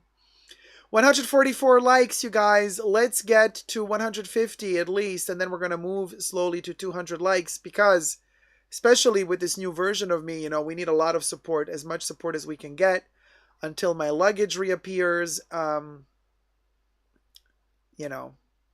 Anyway, if you're liking the show, thumb up the live stream, and if you wish to support your lovely Fashion Bunker virtual host, you can scan to tip and enjoy while I'm wearing the snot denim jacket from Dakar, darling. Dakar.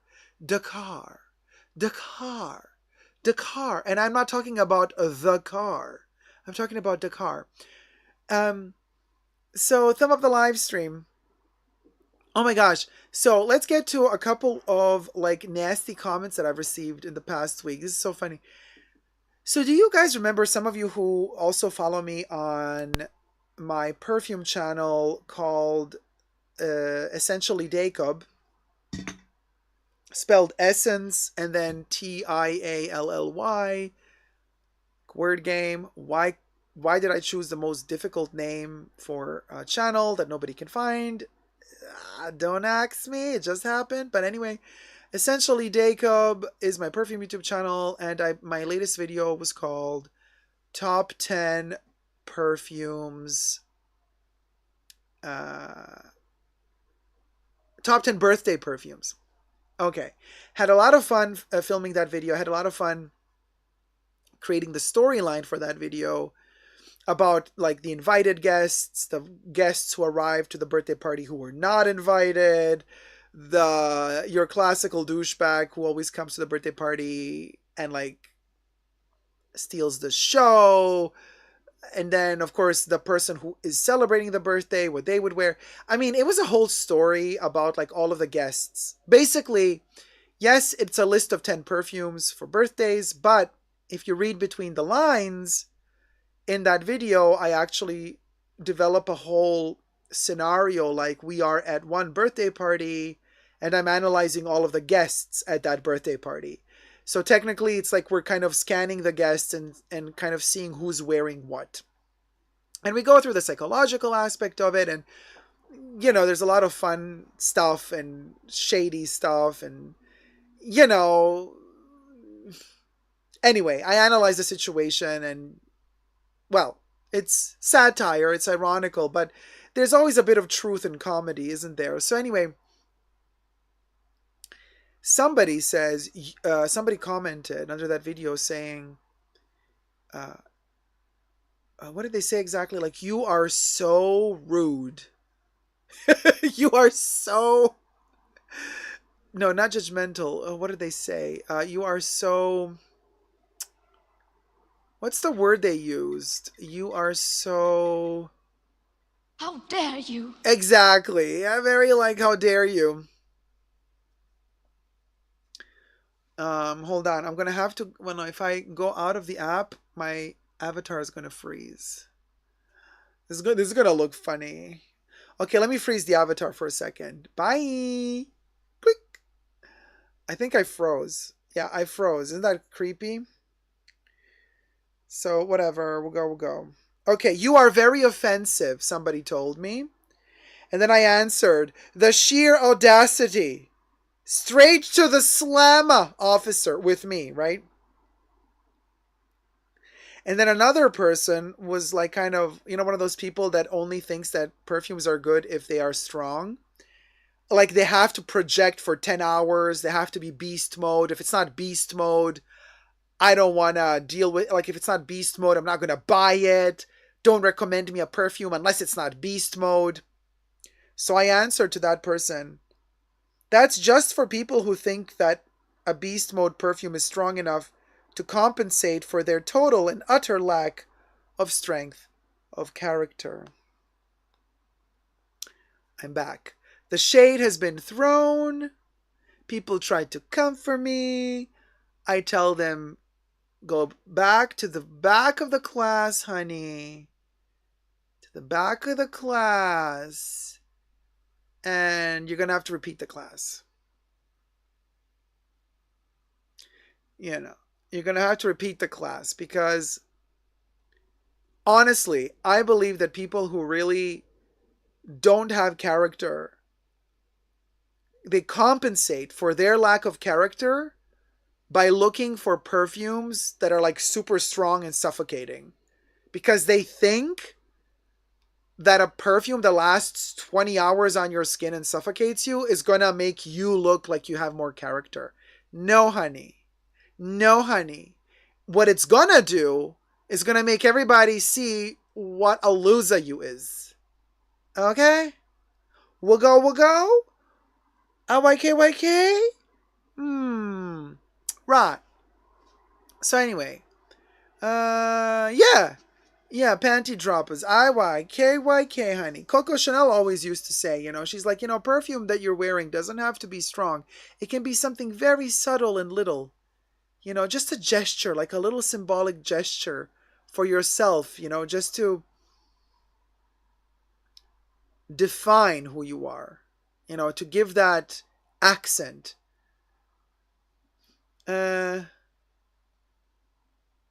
Yeah, Mimi says, I had not one, but two clients who had so much flower bomb on today that I was basically suffocating. Oh boy, and flower bomb is a beast. Pixel Pixie says, perfumes are so personal. I agree. Mr. Puppy says, it's like when you speak softly so people will come closer. Exactly.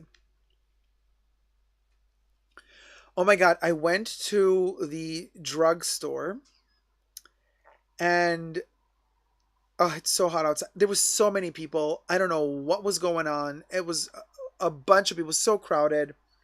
Anyway, um, there were three people, and they were not together with each other. They were all separate. Each one of them was there on their own with their own group of friends. But in that one drugstore, three people with an overdose of Baccarat Rouge. Girl. Oh no, I was like gagging, and not in a good way. I was like, no, no, no, no, no, no, no. No, this shit should be illegal. Seriously, they should make this shit illegal. It's so bad. I'm sorry, Francis Kurjan. I love some of your other perfumes, but like Baccarat Rouge, oof, that terrible. I'm sorry, terrible. It's just terrible, terrible.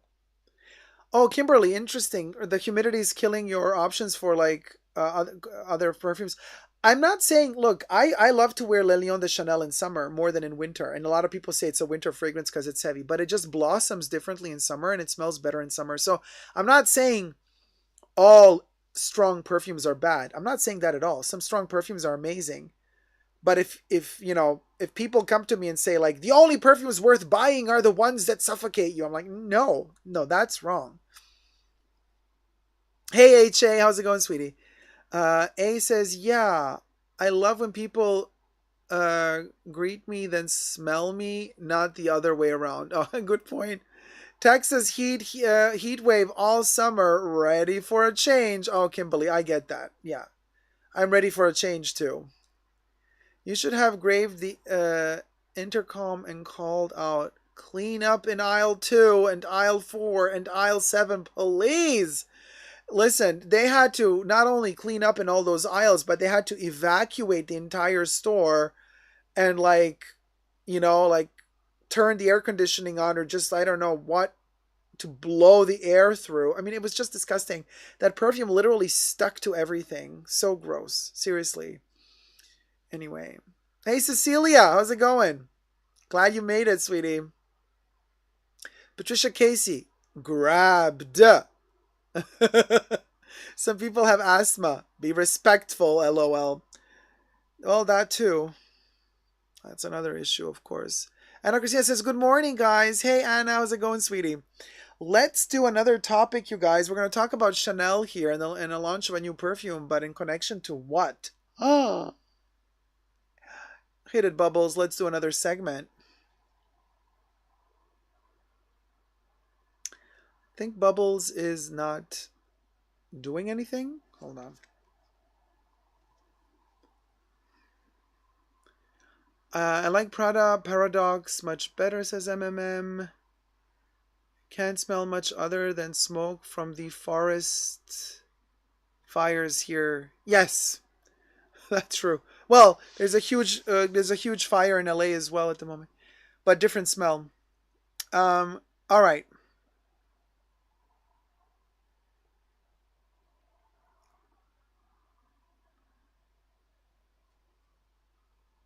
Hi everybody, Jacob here. Welcome back to the Fashion Bunker. Today we're talking Chanel.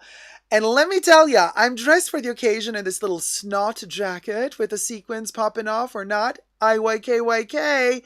Thanks, Virginia. But anyway, we're talking Chanel, and Chanel is gonna serve food, apparently. Or are they? Well, they're opening up a diner, so I've been told. In Brooklyn? A Chanel diner in Brooklyn? When I heard the news, I was like, a Chanel diner in Brooklyn. We just made a topic about this several weeks ago about how many brands, for the Gen Z or the Gen after the Z, that want to pay for experiences. They don't want to pay for expensive luxury, but they want to pay for experiences. So a lot of these brands are opening up restaurants and stuff. So it's like, is Chanel opening up of all places in Brooklyn? What we used to call hipsters a couple of years ago are now Gen Zers. But then when I looked into it a bit closer, something else transpired. And then when I dug even deeper into the rabbit hole, then I found out, Diet Prada trying to throw some shade. They're desperately trying to throw some shade, and sometimes they really fail epically. But it seems like Diet Prada is allowed to throw shade at everyone, but nobody's allowed to throw shade at Diet Prada. Well, think again. So before we get to all of this drama, subscribe to my channel, push the join button next to the subscription button, become a member today, get access to extra perks. You can also join me on Patreon, Super Decoball spelled together there as well for extra perks. This video is being filmed live in front of a live virtual audience. I live stream several times a week, and you're all welcome to join the chats. So, welcome, everybody, and let's get to this story. Chanel is apparently opening a diner in Brooklyn. I need all the details on the screen. But also, I need to show you the picture. Let me see if I can cue in the picture as well.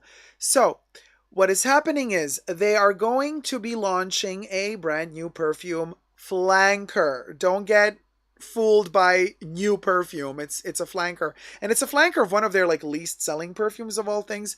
It's from the Chance collection, and it is the Chance flanker for Eau Fraiche, the green one.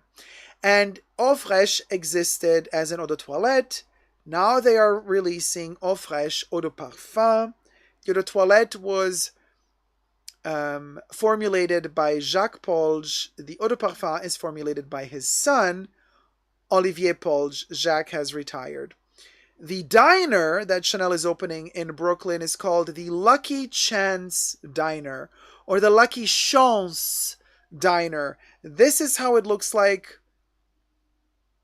Kind of a mock-up of how it looks like, or did they already illuminate it? You can see it's kind of all painted in the colors of Chance. The exterior is mostly green because of the Chance Eau Fraiche green perfume. Then we have the roof a little bit purple hued. That lavender lilac-y color is dedicated to Chance Eau Tendre, as well as the interior, but the interior is more pinky peachy, which is dedicated to Chance Eau Vive. And then I guess they're going to have some gold yellow streaks in there as well, which is the classic Chance colorway. Now, the diner is located in Brooklyn at 225 Wythe Avenue in Williamsburg. Now, Williamsburg used to be very, very, not fashion, not high fashion, not luxury fashion. I mean, it was pretty much, we're talking, over a decade ago, it was, I don't want to say dangerous, but, let's just say that the times when we used to watch Sex and the City and Miranda was getting married with Steve and she wanted to buy a house with Steve or a big apartment, and everything was too expensive, and then Steve said, how about we buy a house in Brooklyn? And Miranda said, no way will I ever buy a house in Brooklyn. But then at the end, they did buy a house in Brooklyn. And now it turns out great investment, because now Brooklyn is becoming the bougiest part of New York. Well, never really fully, but bougie enough for Chanel to open up a diner. Now, this is a famous diner that's been around since the 50s, and many rumors have it that it was going to close down. that they're going to tear it apart, that they're going to build, some like luxury apartments there instead. Typical gentrification of Brooklyn, all the good stuff that we always know. It's sad, but you know what I mean. So now Chanel is taking over for 3 days to launch their new flanker of Eau Fraiche Eau de Parfum. Now, Lucky Chance Diner, and this is where Diet Prada, so there's many articles that have been written about this 3-day experience that Chanel is going to offer us. You can book online the experience of the diner, by the way, but all the bookings online are sold out. However, Chanel still also claims that walk-ins are welcome and still possible. Now, the 3 days are going to be, if I am correct, 8th, 9th, and 10th of September of 2023, or 7th, 8th, 8th, 9th, and 10th, yeah. September 8th, September 9th, and September 10th, 2023. It's a 3-day affair, darling. From like 11 in the morning, I think, till early evening, something like that. Now, like I said, Independent wrote an article about this, Diet Prada wrote about this, and several articles were written about this. What is interesting is how articles that wrote neutrally about this event just stated the obvious. It's an event by Chanel. Anybody can come in. There's going to be many photo opportunities inside, because Chanel wants you to take pictures, post them on social media, and promote this event for free for them.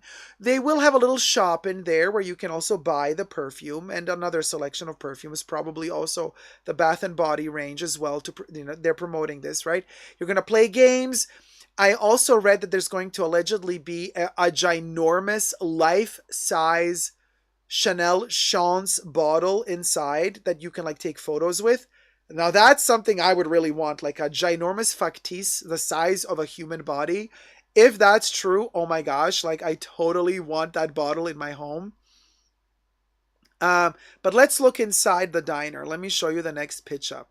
So this is how they are kind of staging the one part of the diner. So you're going to be sitting in the front. You can there's going to be this testing experience to go through the perfumes, to go through their raw materials, and then you can also purchase the perfume. And I think they also give out some freebies that are made especially for this particular event. Now, where the drama kicks in is where Diet Prada tries desperately to create drama where there's no drama needed. So basically what Chanel is going to do here, and this is what Diet Prada is talking about, they're like, oh my God, it's a diner where, classic Americana diner junk food fast food should be served, French fries and burgers, and instead Chanel is not serving food. So are they perpetrating this notion of dieting is good for you? It's a bit of a stretch, Diet Prada. And then they went to dig out some quote that Karl Lagerfeld said when he was alive. And then they said, Karl Lagerfeld, he was always very vocal about weight and losing weight. And, he would say stuff like, I don't eat cheese, I don't eat sugar, I don't eat bread because I'm not allowed to. So I know I'm not allowed to eat it, so I'm very disciplined. So for me, it doesn't exist. I'm not allowed to eat it, so I just don't see it. And he was very vocal about, Adele when she was a little bit fuller. People were throwing shade at him, trying to cancel him. But I'm just saying, I agree with Carl on this one. Not the Adele stuff, but I agree with Carl on the food. If you're doctor, don't forget, you guys, Carl was very heavy. During his relationship with his boyfriend. And when his boyfriend passed away, Carl was super sad. He got even more, chubby.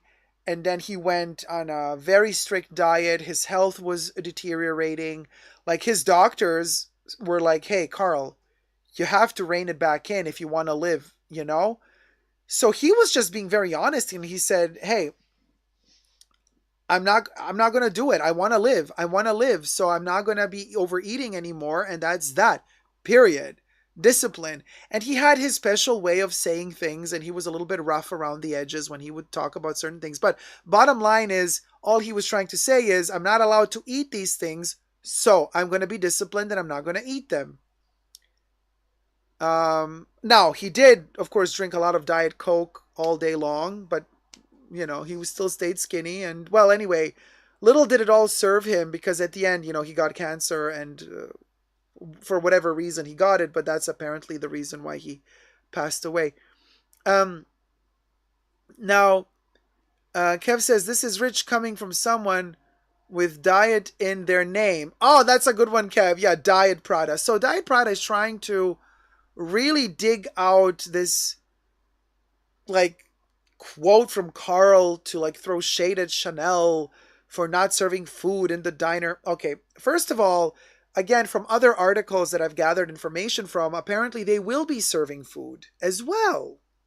Now, two things. Inside the diner, apparently there's going to be little tiny knickknacks, little snacklets, little cute little hors d'oeuvres, little finger foodlets, or little, you know what I mean, with the branding of Chanel. Listen, I'm all for it. Give me a little teeny tiny snack, a little cute little bonbon, or a cute little, something, little tiny thing with a little double C on top in all of the color of the Chan's perfumes. Like, why not? I'm all for that. But in another article I read, they're apparently also going to have behind the diner. So inside the diner is the perfume experience. Could you imagine having a perfume experience inside the diner while they are frying up some burgers and fries? And so the diner smells of like fried oil while you are trying to experience the olfactory experience of smelling these new perfumes. We'll go the F, we'll go, Diet Prada. Wake up and smell the coffee. So what Chanel is saying, apparently, in this other article, allegedly, and everything I say in this video is for entertainment purposes only, not rooted in truth or facts. Everything's just my opinion. I read in another article that outside of the diner, behind it, there will be like tables set up where you can have food and drinks. So maybe Diet Prada should start doing their research a little bit better before they just try to create drama for no reason. I'm getting a little bit tired. Well, I know this is not something you should do. You're like, oh, how dare you speak out against a colossal company or whatever they are. How dare you? Well, somebody has to say something, enough is enough at a certain point, like, whatever. Anyway, to each their own. I think this is a super cute thing, especially if you're into the Chan's perfumes, if you like all the flankers that have come out thus far. I'm particularly fond of Eau Vive with its opening of Sicilian blood orange and then the sandalwood dry down. I think Eau Vive is a beautiful perfume, very underrated. And actually Eau Fraiche is also really beautiful, also very underrated. And I think Chanel did a great job to kind of decide to revamp Eau Fraiche and launch, Eau Fraiche is a flanker, but Eau de Parfum is a new concentration of the Eau de Toilette flanker, right? Of Eau Fraiche. So, but I think it's kind of cool that they're trying to bring awareness back to Eau Fraiche and to make people again aware of that perfume that hasn't had too much love lately. I don't think it's the best seller of the Chan's family. And as you can see, since Eau Fraiche is green, most of the interior of the diner is also set in that green color. I personally have not smelled it yet. I am looking forward to smelling it. People who have smelled it are telling me that it has a kind of a Chypre-esque accord, reminiscent of 70s perfumes, but set in 2023. I'm kind of digging that vibe, to be honest with you. So I'm looking forward to this. So if you're in Brooklyn on the 8th, 9th, or 10th of September of 2023, why not just pop by and have a little look, Chanel is stating, yeah, they're booked out of all the appointments, but they say that walk-ins are still welcome. I don't know how the queues are going to get, but if you are in the area and you're interested in just experiencing a bit of Chanel magic, and take a picture, why not? I say, you don't have to pay to enter. Like, you don't have to pay to see it. They're not charging you entrance. You just have to pay if you want the perfume, like if you want to buy a perfume there. I wonder what the freebies are going to be. You know what I mean? Like, I want a cool free. I'm all about the freebie, y'all. So there, that's that. Pau says, I do love Chan's perfumes. Oh, Debbie also says, I love all the chants. Oh, I like all the chants. Oh, Kev says, I was totally going to RSVP if they did exclusives testing. Oh, yeah. The Les Exclusives would have been amazing, but they're a little bit more elitist when it comes to that. Like when they're with their Les Exclusives, they kind of do an invitation and stuff like that. But you can actually, in bigger beauty boutiques, bigger Chanel beauty boutiques, you can book a fragrance journey, and in some countries, and I think in some places you maybe have to pay for them to take you on that journey, you know, like in the boutique, and then you smell all the raw ingredients of the Les Exclusives. But then if I'm not wrong, if you purchase something after the end of the, it's kind of like a 1 hour thing, or maybe even longer. If you decide to purchase a perfume after that, I think they used to deduct the price of the tutorial from the price of the perfume. So they would kind of give you back that money if you ended up purchasing something. I might be wrong about that, but hey, if you do have a beauty boutique in your area, and I think it's really worth going through that journey, like to just sniff all those ingredients, because you know they have the raw materials there, which you never get to smell. Like they have in bottles, they have pure tuberose concentrate in a little bottle, and you get to sniff it. They have their jasmine from Grasse in a little bottle, and you get to sniff it pure. They have the May roses also encapsulated in the little bottles, and you get to sniff them. I mean, it's amazing.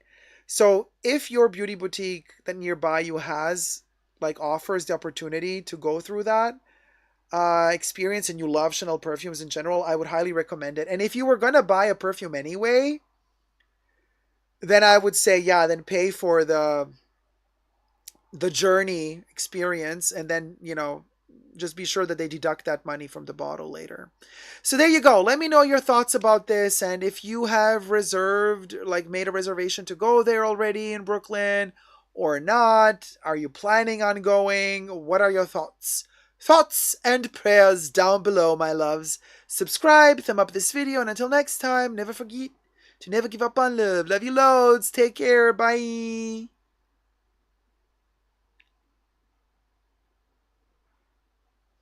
So there you go. We'll go, y'all. They also had raw materials at the one I went to. Yes, Vel.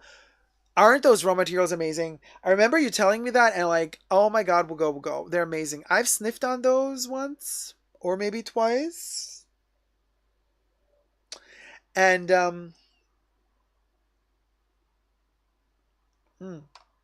they're just magic. Seriously. They were divine. Yeah, I mean, no one likes Chanel, baby. Chanel's raw jasmine, raw tuberose, also from Grasse, raw May rose. Forget about it. Forget about it.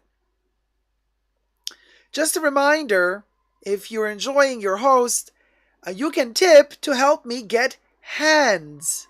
To purchase a hand tracker, I need a Japanese hand tracker. Costs money. So if right now only my face is tracked, you see, but I can't lift my arms. If I do purchase the tracker, I will be able to move my arms up and down, and there will be a tracker tracking my arm movement as well. That's going to be a little bit funnier, so I can like lift objects as well, and I, you know, wouldn't just be like kind of, I don't know, you know, just like laying around here like a little tiny, I don't know, caterpillar, maybe? I want to say caterpillar. So anyway, that's that. Rose's Raw Reality says, I don't know why YouTube didn't notify me that the live started. I have notifications on, but I'm glad I made it in time to see Jacob's avatar. Thank you so much, Rose. Glad you're with us. Always best is to follow me on Instagram, Super Jacob Backup, all spelled together, or my Jacob CC Chanel Insta fan account, where I post in the Insta stories a link to the live stream right before it begins. so you get really notified immediately. Or since I see that you have a bottle next to your name, you are a member, Rose. So join Discord, because on Discord I also post the link uh, to the live streams, so you get notified on Discord as well. So like if YouTube notifications fail and YouTube's algorithm is working against me, so sometimes notifications fail, not because of us, but because of YouTube. So if YouTube fails to notify, at least you still have Instagram, that, Insta stories, I will post it. And then if that fails, you also have Discord. Since you're a member, you get access to Discord as well. So yeah, just like to be safe, like there's options, you guys, you know what I mean? If like YouTube fails to notify us, we have those other outlets as well that can notify us. Hey Jedi Monkey, welcome, sweetie. Yeah, hands would be awesome. So we'll go. Now, I am traveling all the time, you guys, and it's really been exhausting to travel now during summer and to lose my luggage. For those of you who are tuning in just now, from my last trip, one of the connecting flights was a little bit too close. And so I made it, but my luggage did not make it to the connecting flight. Inside my luggage was all my filming equipment, my lights, microphone, and so on. So that's why you get the avatar version of me right now instead of the... Oh, hey, Lady Bradface. How's it going, my love? Glad you joined us. That's why you get the avatar version of me for now. Don't worry. I know some of you are saying, like, Dago, I want you to be you, not the avatar. The me non-avatar is coming back as well, but this is an interim version of me so that we can keep on live streaming without having any technical equipment really here. Stanley, how's it going, sweetie? Hi, Jacob. Thank you for your recent review of Les Exclusives body cream. Bought it last week.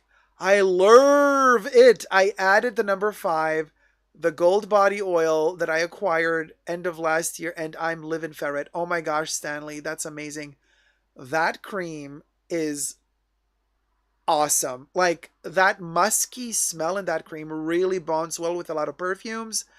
I not just Chanel perfumes, but also a lot of Chanel perfumes. I highly recommend it. It's so good on the skin. I mean, I don't know, some people don't like perfumed skincare, so they don't like it. I love it. Hey, Teresa McGuire, how's it going, my love? Hey, good to see you.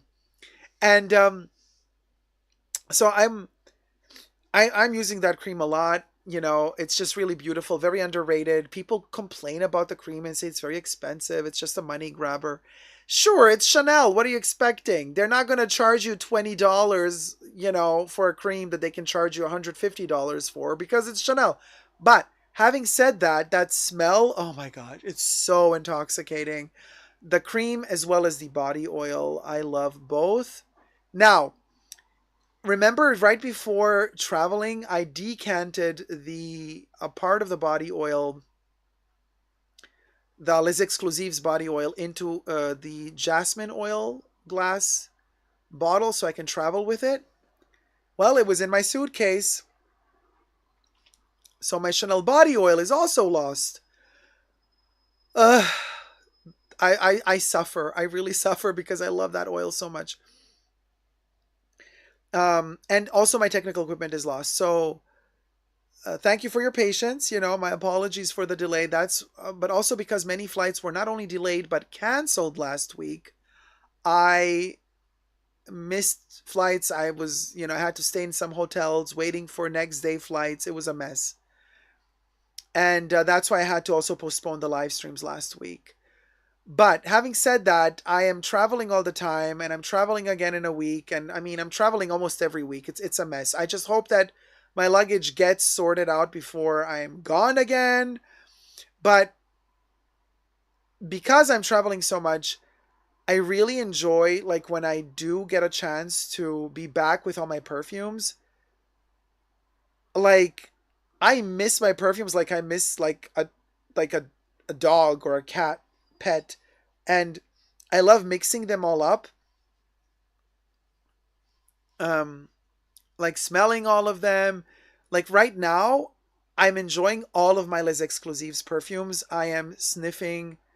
Okay, so I spray throughout the day at least 10 of them, but a little bit. I dose them sparingly. I don't do like 5 sprays per perfume. Like, and I spray one on one arm, one on the other, one on the inner wrist, one on one side of the neck, another one on the other side, and a little bit on my chest, on my legs. I just miss them so much. It's like so fun. Like, for example, today I've been going through different versions of number 22. I've been spraying number 22 eau de parfum. Then I went through number 22 eau de toilette from like, I think it's a batch code from like 11 years ago. Then I did an eau de parfum from last year, as well as an eau de parfum number 22 from 5 years ago. Then I sprayed a bit of beige. Then I mixed a little bit of sycamore into the mix. Then I went for Bel Respiro. Then I kind of peppered it all with a bit of gardenia. I'm telling you guys, like, I love Chanel Les Exclusives perfumes so much. They just make me feel good at home, happy, relaxed. So yeah, I go through places and I go to other perfume brands, but I always come back to Chanel. I'm a sucker for them. I just think they're the best. What can I say? Patricia says, happy to get my Dacob fixed no matter how I can. And you look just as fabulous as always. It's not like you're Chucky, for God's sake. Well, well, you never know. Lady Bradface says, hey, cuties. Excuse for shopping trips, right? Totally. The suitcase is still moving, H.A. Yes, Grogu is still sending me notifications. The last notification was about 2.5 hours ago. Grogu has moved again. Charles Lee Ray, baby. You best believe, Debs.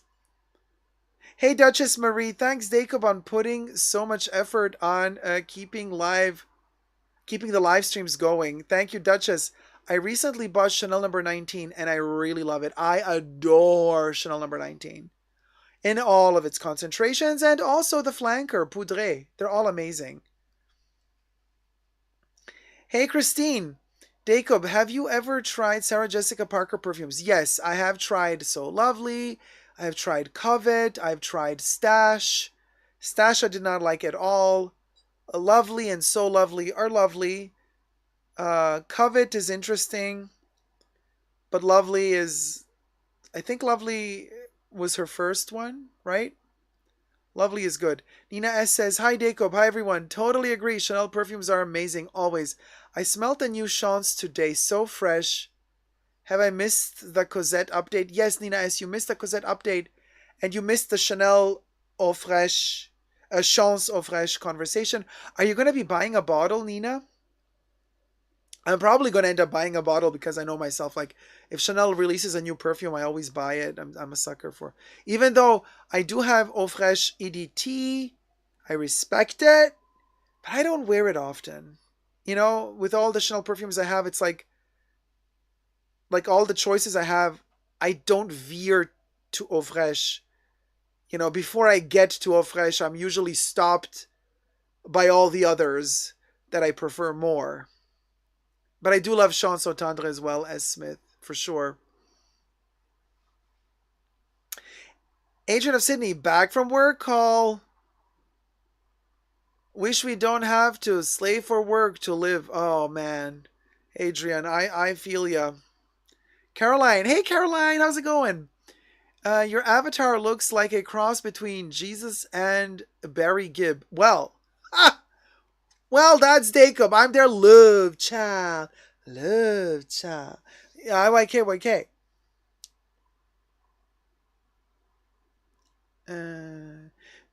Dolores Roberts, how's it going, sweetie? Do you like Paradox? or Alien. So, Prada's Paradox? No. Alien? Not at all. Alien? No, no, no, no, no, no, no. Angel and Alien. I respect the groundbreaking aspect of those perfumes when they were launched. I do love Amen. Okay, I love Amen, but not Alien and Angel. Especially Alien. No. I unfortunately have met too many people who have been so mean to me that wore Alien. So I associate Alien always with mean people, and I can't. Lady Bradface got a sample of Ralph Lauren Club. Wait, what do you mean Vera Butch? My spouse loves Alan plus Angel. Alien plus Angel. Wow, Lady Bradface. Wait, hold on. Your spouse layers them?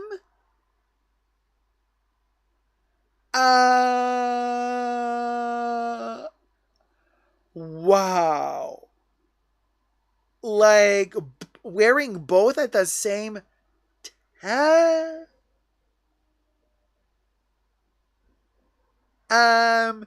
Shook.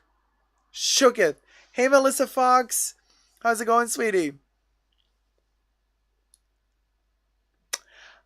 Dolores, you know what? I love floral, but I also love musk. Really, I love both. I love my florals. I love my musks. Vel used to wear Angel in high school. You miss that smell. Yeah, it's about memory. Sense and memory. If you've had a great experience with Angel or with Alien, of course you're going to love it because they are powerful perfumes. But unfortunately, I've had really bad experiences with those perfumes. So in my memory, that smell is connected to mean people. So I can't help it. Yeah. I desperately wanted to buy number 5 Pure Parfum, says Carrie Lee, for my birthday this year, but it induces headaches. Do you know if it was a tuberose? Well, there's not really tuberose in Chanel number 5. I think, sorry, I'm shifting here. My avatar is like, what the hell? I think the issue you might be having is with aldehydes or some of the synthetic musks that they use in Chanel number 5, maybe. Or if you had headaches from the extrait of Chanel number 5, maybe you got that reaction to jasmine. Sometimes jasmine can be very powerful, and some people might get headaches from jasmine as well. Or patchouli. You might be reacting to the patchouli. James says Alien and Angel layer super well together. Make sure you spray Angel first. Wow. Wow. I am shook because they are so strong. I mean, I can see how they can work together. But wearing both of them, is a bomb, isn't it? Cecilia says, can't stand Alien, too suffocating for me. Gloria says, VR Jacob's shooketh expressions. I know, we'll go, right? Lady Bradface says, Vera equals very, and yeah, I let her do her thing. Good for you, Lady Bradface, and good for her. I mean, obviously, that's what love is all about. A says, I love Chanel Allure Sensuelle, even though it might smell generic. I don't think it smells generic, A. Who told you that? Allure Sensuelle doesn't smell generic. It's a beautiful patchouli fragrance. It has depth. It's a woody patchouli goodie. Woody patchouli goodie. Patricia says, I get headaches from jasmine. Yeah. Especially heavy indolic jasmines. A lot of people... Ooh, you know what? Ooh, now you're making me miss my job. Oh my god, so the place I was traveling to, you guys, there was a jasmine Jasminum grandiflorum bush in front, in the garden in front of the house. And I arrived right as they were blooming that night.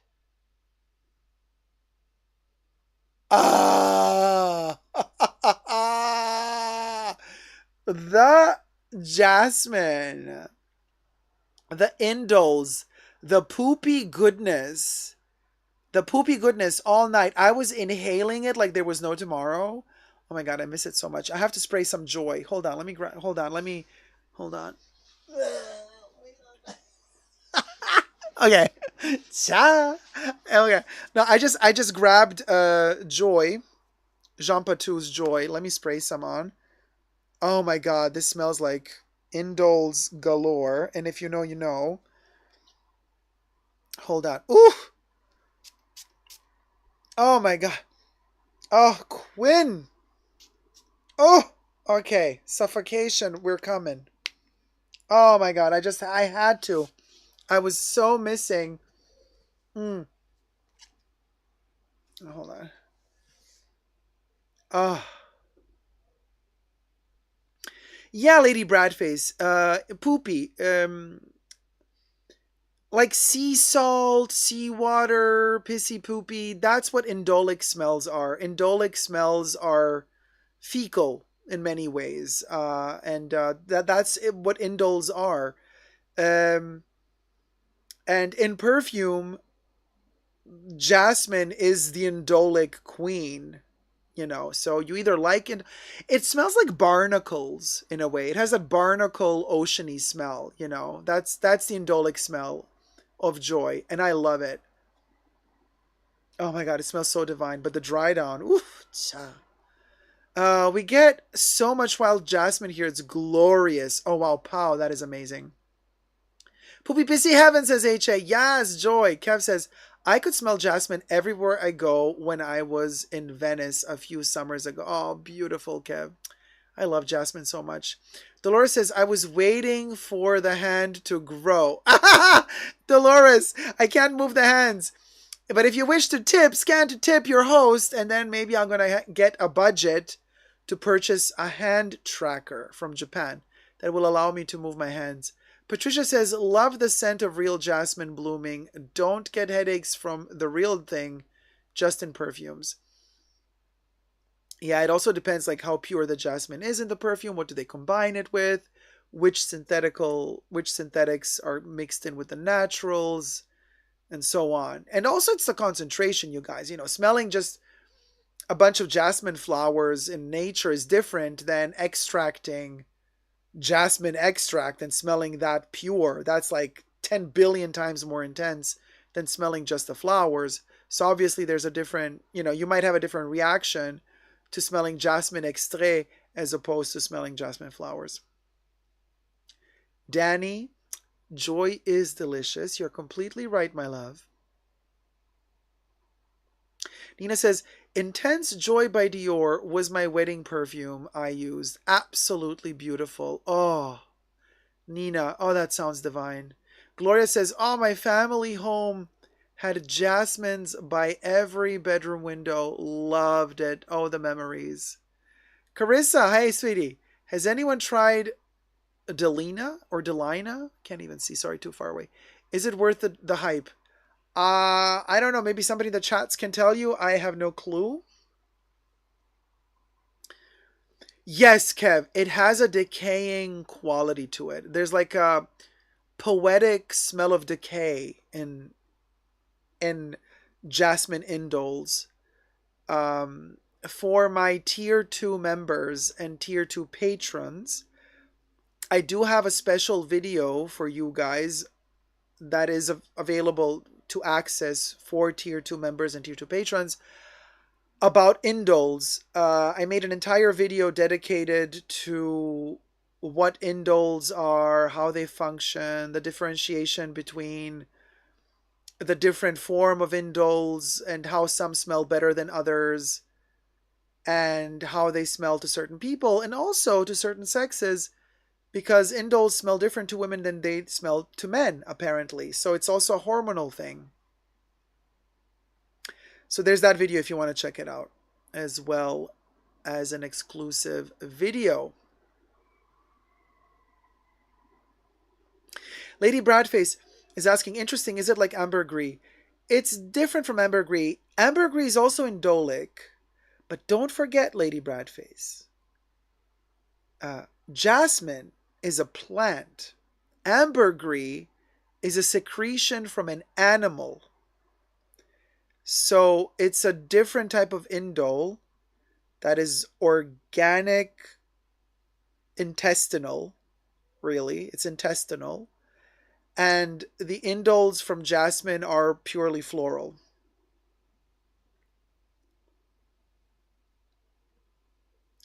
Anyone ever smell night blooming Cyrus? It's magical. I had some in my greenhouse, heaven sent. Yes, Patricia, the queen of the night, or the night blooming Sirius. I have smelt it, and one of the perfumes that I love very much that have that flower in them, which is also called Queen of the Night, is Addict by Dior. It's beautiful. Beautiful. The eau de parfum. Or if you're lucky to get the vintage extrait, amazing. Oh, it's Delina. Okay, Vel says Delina smells like Turkish delight. Nice, but nothing special. But lasts forever, says Vel.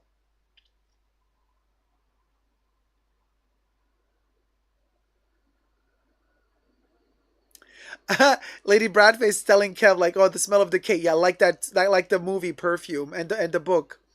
Tip to give a hand, says Kev. Right. Give Jacob a hand job. Tip for 2 hand jobs. Oh my god, I can't. I can't. Oh, the innuendos. Oh, the innuendos. I just can't no more. To jail I go. Take me to jail right now. I'm ready to go, officer. I'm ready to, just cuff me. I already can't move my arms anyway. What's the use? What's the purpose? But cuff me anyway. Take me to jail. I'm ready. Vicstick says sometimes the biological funk is what makes the perfume great. Currently wearing Diorella. Oh, totally. Totally. And I mean, the same with the civet, and castor oil. I mean, not just the castoreum, but the castor oil. These are all little glands from these little butts of these little animals, which of course now you can't do it anymore. They're all synthetic. The animals are no longer being tortured for this purpose. But yeah, those were also glands from down under, you know what I mean? It's all about the dosage. No hands, no cherries, no squeezed cherries. No, nothing to squeeze cherries with. No, Melissa, we still do pop a cherry if like a tip comes in or a super chat. We can still pop cherries, but virtually, yeah. In spirit. I'm wearing Miss Dior Eau de Parfum. I regret getting Bleu de Chanel. I should not have swapped it with Anteos. Oh, Anteos is where it's at for me. And Pour Monsieur and Egoiste. Those are the 3 male Chanel perfumes I adore. L'Enfant Arpège is jasmine based as well. Have you tried it? Yes, I have. Also gorgeous. But most perfumes have jasmine in them. It's all about the quantity, like how much. But especially mass release perfumes. Everybody says, oh yes, there's jasmine in the perfume. Because like jasmine has this reputation. People say it's the most expensive ingredient. I mean, is it though? I feel like jasmine is a little bit overhyped, just like diamonds. Like De Beers turned, like diamonds that are not so rare. It's all marketing. So now, they made diamonds just cost so much because they led everybody to believe that diamonds are just like super special and rare when they're not. And I think jasmine is kind of that thing as well, where everybody's like, oh, and by the way, our perfume has jasmine in it, blah, blah, blah. But like, there's jasmine and jasmine, you know what I mean? Like you can easily get the synthetic, cheap ass smelling jasmine that causes you headaches, but you could also get the good stuff. So, you know what I mean? Have you tried the Dior Riviera? It smells really good. Yes, Teresa, I reviewed Riviera on my perfume channel. I have a review of it. I think I made the review maybe 2 months ago or maybe 1 month ago. Cindy says, oh, I just tuned in and saw the new look. Thank you. I'm wearing the snot jacket with the glued on sequins.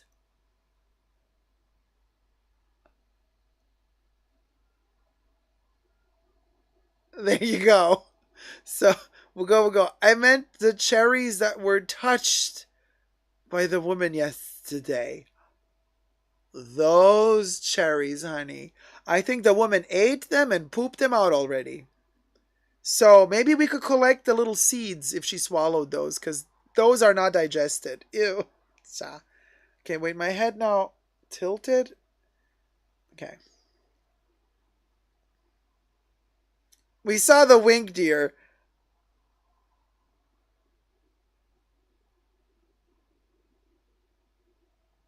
Ah, there you go. There you go.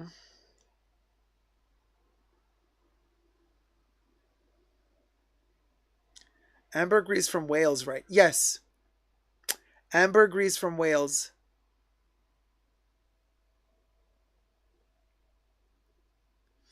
Oh my God, Debbie! You know that can get that can cause problems for the channel if you spell it out. That's actually really bad. the only friends thing. No go. Gots to go. Yeah, can you please like delete it? Oh, Diana Wilson, thank you so much for the donation. Hands up. Thank you so much, sweetie. Hold on, let me figure out. Wait, Bubbles, where are you? We need the thing. Yeah, you guys, in general, just letting you know, that website, only friends, you're technically, you're not allowed to say it. And if you post a link to it in the chat, girl, they can take like your entire video down. Be very careful. Also, same applies to TikTok. Never do it, guys, even on TikTok. Papa Cherry! Yes! Hands up! Virtual hands up. Thank you, Bublé, for popping a cherry. Thank you so much, sweetie. Thank you, Diana. Yes! Yes! Thanks for deleting it, Debs. Yeah.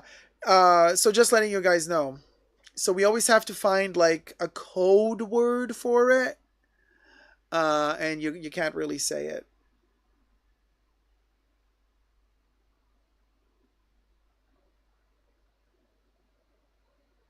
Not sure I am a fan of Streamlabs. Lady Bradface, I'm not on Streamlabs. What do you mean? This is not Streamlabs. Oh, Bubbles is Streamlabs. Okay, yeah, but Bubbles is... You guys, I thought you meant... Okay, so I have to explain here. What you see here, me, is different from Bubbles. You know what I mean? For the tips... Oh, wait, what happened, Lady Bradface? Direct tips, yeah. Is there a glitch? Is something glitching? Is it like... hi, Kate Moore. Hey, Katie, how's it going? No, maybe it's not working. I don't know. Wait, can we like... Yeah, my head is like tilting to the side and it's not supposed to.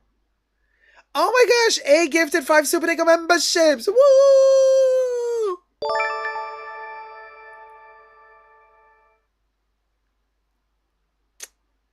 Hold on, let me do this first.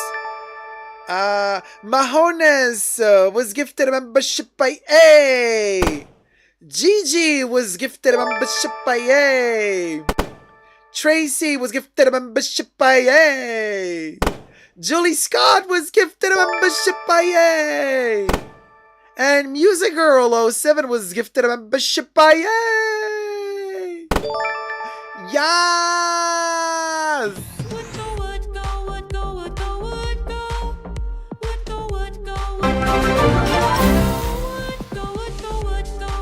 Oh my god, Teresa! Thank you so much, sweetie! Opposite helps if you have to buy some new filming equipment. Oh! We're sending you kisses even though my arms are not moving. Thank you so much, Teresa! So kind of you! So generous. Yes! A tracker from Japan. We are one step closer to getting hands in motion. Hands in motion. Donna B just gifted 5 Superchat memberships. Deborah was gifted a membership by Donna B. Crybaby Uzagi was gifted a membership by Donna B. Abigail was gifted a membership by Donna B. Maria was gifted a membership by Donna B. Claude G was gifted a membership by Donna B. Yes!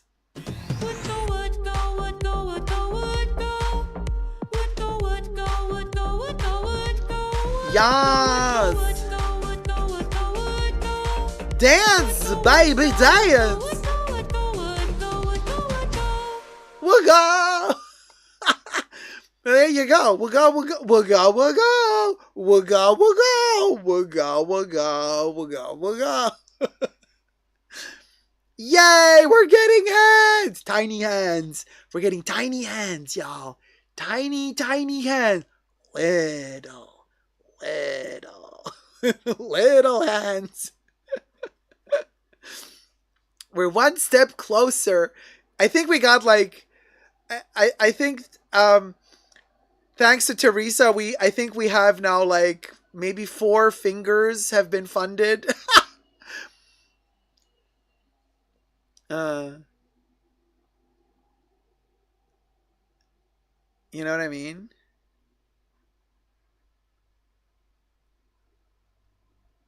If I manage to stream this Saturday, like for real, then the pre-show is going to be for tier 1 and tier 2 members and tier 1 and tier 2 patrons because it will be the first one of the month.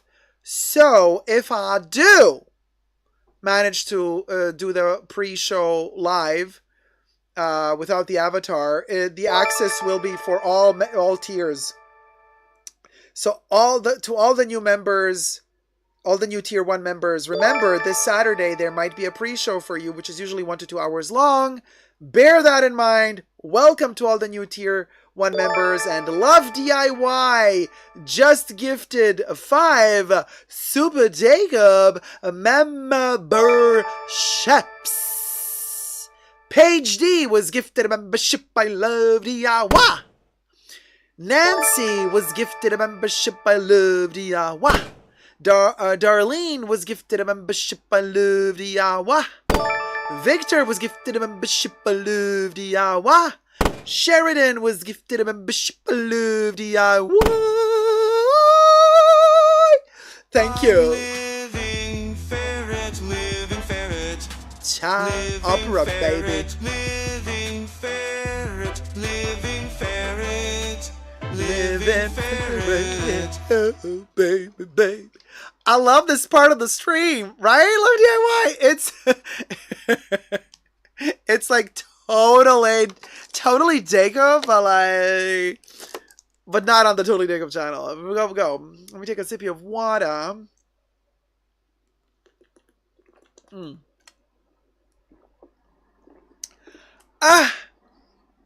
Let a hoe hydrate, as they say.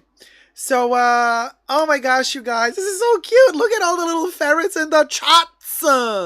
Yas queens. Oh my gosh, the ferrets are so adorable. So we have all of these like emojis that we're still working on to implement. Like, you know, we have placeholders for like 3 emojis. We're working on the new ones. So bear with us as they slowly get implemented as well. So yay! Hooray, hooray, hooray, hooray. Child, the spaghetti hair. The spaghetti hair be spaghettiing. Ah! Ah! Okay, where was I? So, like, I'm still like inebriated from all of the new memberships and all of the support and the love. Thank you guys. Very, very kind. Jacob's gonna return with real spaghetti hair. Yeah, right? I have to make a wig now with the actual spaghetti hair. So like when I come back in real, like I'll be wearing the spaghetti wig hair. I hope so too, Danny. I hope the new members enjoy. And I've seen that Maria Maruzzi also got a membership, and I hope she returns. You know, we did have that conversation a couple of live streams ago, and yeah, I hope she's okay. I hope Maria, I hope you're doing well, sweetie. Spaghetti hair is life. I agree with you, Lady Bradface. Listen, you guys, it's not like, especially when you have long hair, it's not like, listen, it's also not good to wash the hair every day. And yes, when you got long hair, the roots get oily, and the rest of the hair is like still not oily, and then it does look spaghetti-esque at a certain point. But let the hair live a little. I mean, it doesn't look the best, but sometimes hair needs a good oiling, a good lubing up, okay? So, yeah, it is what it is, you know? It's a natural part of our scalp is just regenerating and the sebum is working. Exactly, Val. Just pretend it's hair serum. Yeah, like, duh. Duh. Yeah. Yeah. As my friend, the woman who dated SpongeBob would say, yeah. Yeah. So,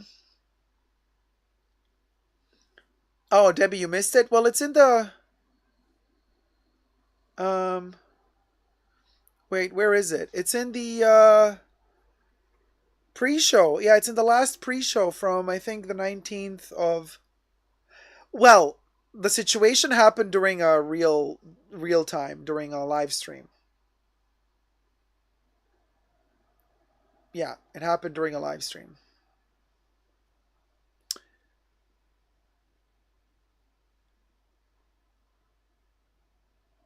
You know.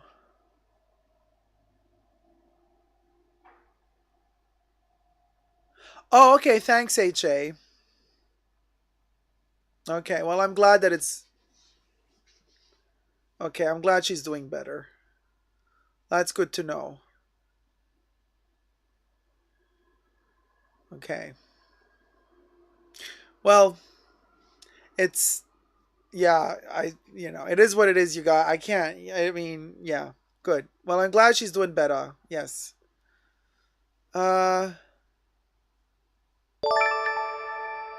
Oh, Adrian of Sydney, welcome to Tier 2, sweetie. Thank you for upgrading. Yes, Quinn. And Pixel Pixie, I have Asian spaghetti hair and need every day to wash it, but only use baby shampoo. I mean, look, you do whatever makes you feel comfortable at the end of the day, because some of us just have oily hair, period. And like if we keep washing it all the time, we just stimulate our scalp to produce even more sebum. And that's just the way it is. Somebody can handle, some people can't. So, you know what I mean? Sometimes I just like, if I can afford to be at home for 3 days or 4 days without leaving, if I can afford that, to be at home for like 3 or 4 days, then I just let my hair oil up and I just let it cleanse itself. I let my scalp rest a little without putting chemicals on. You know what I mean? But then, like, if I have to go out every day, I mean, I can get away with, like, maybe 1 day not washing it. But then on the second day, it usually, yeah, too oily on the top. Then I have to either put a hat on or I put it in a ponytail kind of scenario so it looks like I've sleeked it up. You know, like you could put a little bit of gel or something. So anyway, it has to look oily because, like, you did the ponytail thing. And hot weather, yeah, Gloria, hot weather does not help at all. Like I wash my hair great during the day, then I go to sleep in the evening, I sweat my tits off, and then the next day I wake up and I'm like, oh my God, this hair. What happened? A. Yes, I have been to the Middle East several times. Vel, okay, dry shampoo, yes, but it doesn't work for me. It doesn't. It just sedimentates even more on my scalp. It feels so heavy. It kind of absorbs the oil. It just becomes even more clumpy and itchy, and then I get dandruff, and I can't. Dry shampoo just doesn't do it for me personally. Um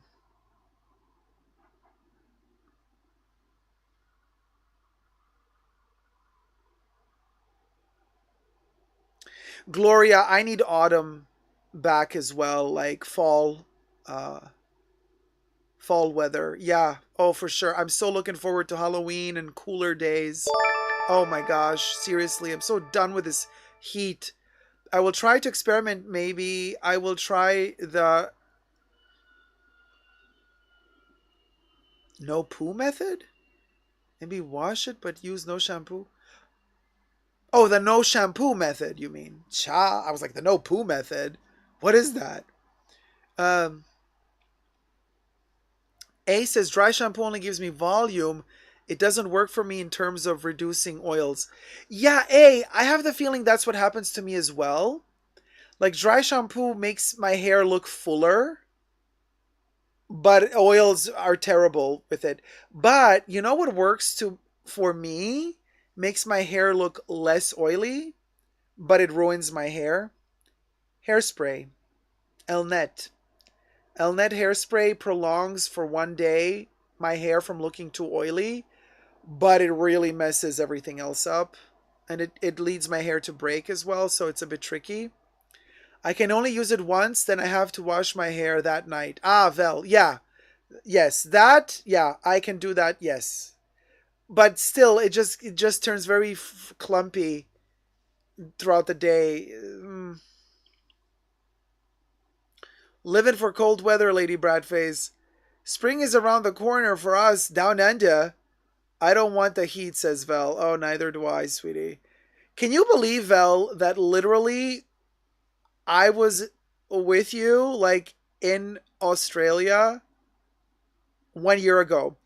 I left Australia literally yesterday, 1 year ago. Yesterday.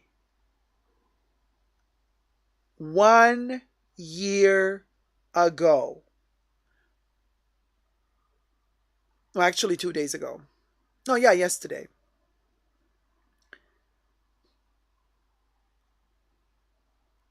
Danny, I know, right? Literally, yesterday was 1 year that I left Australia. How? Like, and to me, it was like it was yesterday. I remember our last evening together, Val, and the dinner, and it was super nice. And then the next morning, saying also goodbye to Jesse, and it was so sad. It was a great morning. It was emotional. We had lunch, and then off we went to the airport. 1 year ago, I cannot like mentally compute. I cannot compute that it has been 365 days already. What the heck? Like, what the heck? I can't wait for Halloween in the bunker again, says Gloria. Me too. Pixel Pixie says that's what they call it. The no poo method, lol, silly name. Oh, okay, poo like abbreviation of shampoo. No, I totally get it. Shampoo, yeah. Teresa says summer and heat makes my scalp and face really oily. It always gets better in colder weather. I can't wait for fall and winter. Me too, Teresa. Seriously. Hold on, you guys. Be right back.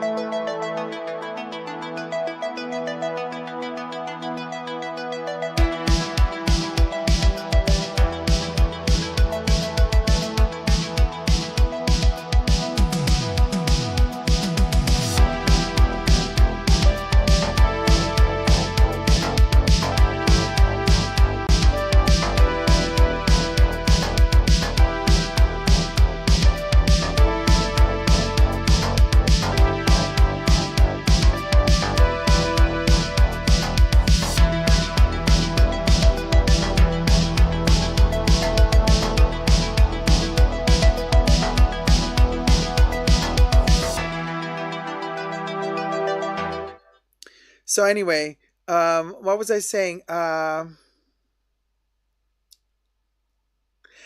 really? It felt like half a year to you? No, to me, it felt like yesterday.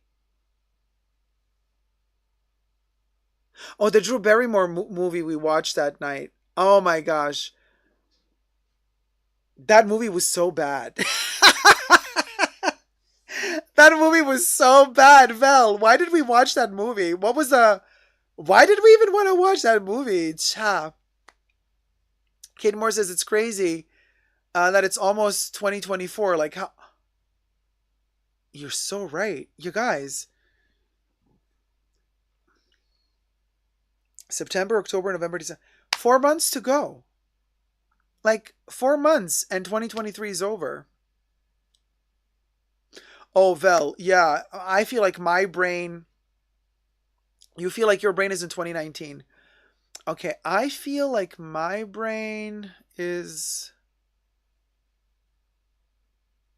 You know what? Yeah. 2019, maybe 2018 as well, but definitely 2019. I think my brain is also in 2019. Yeah, the movie was hilarious. I mean, the making of Info was hilarious. That movie was intense. I mean, insane.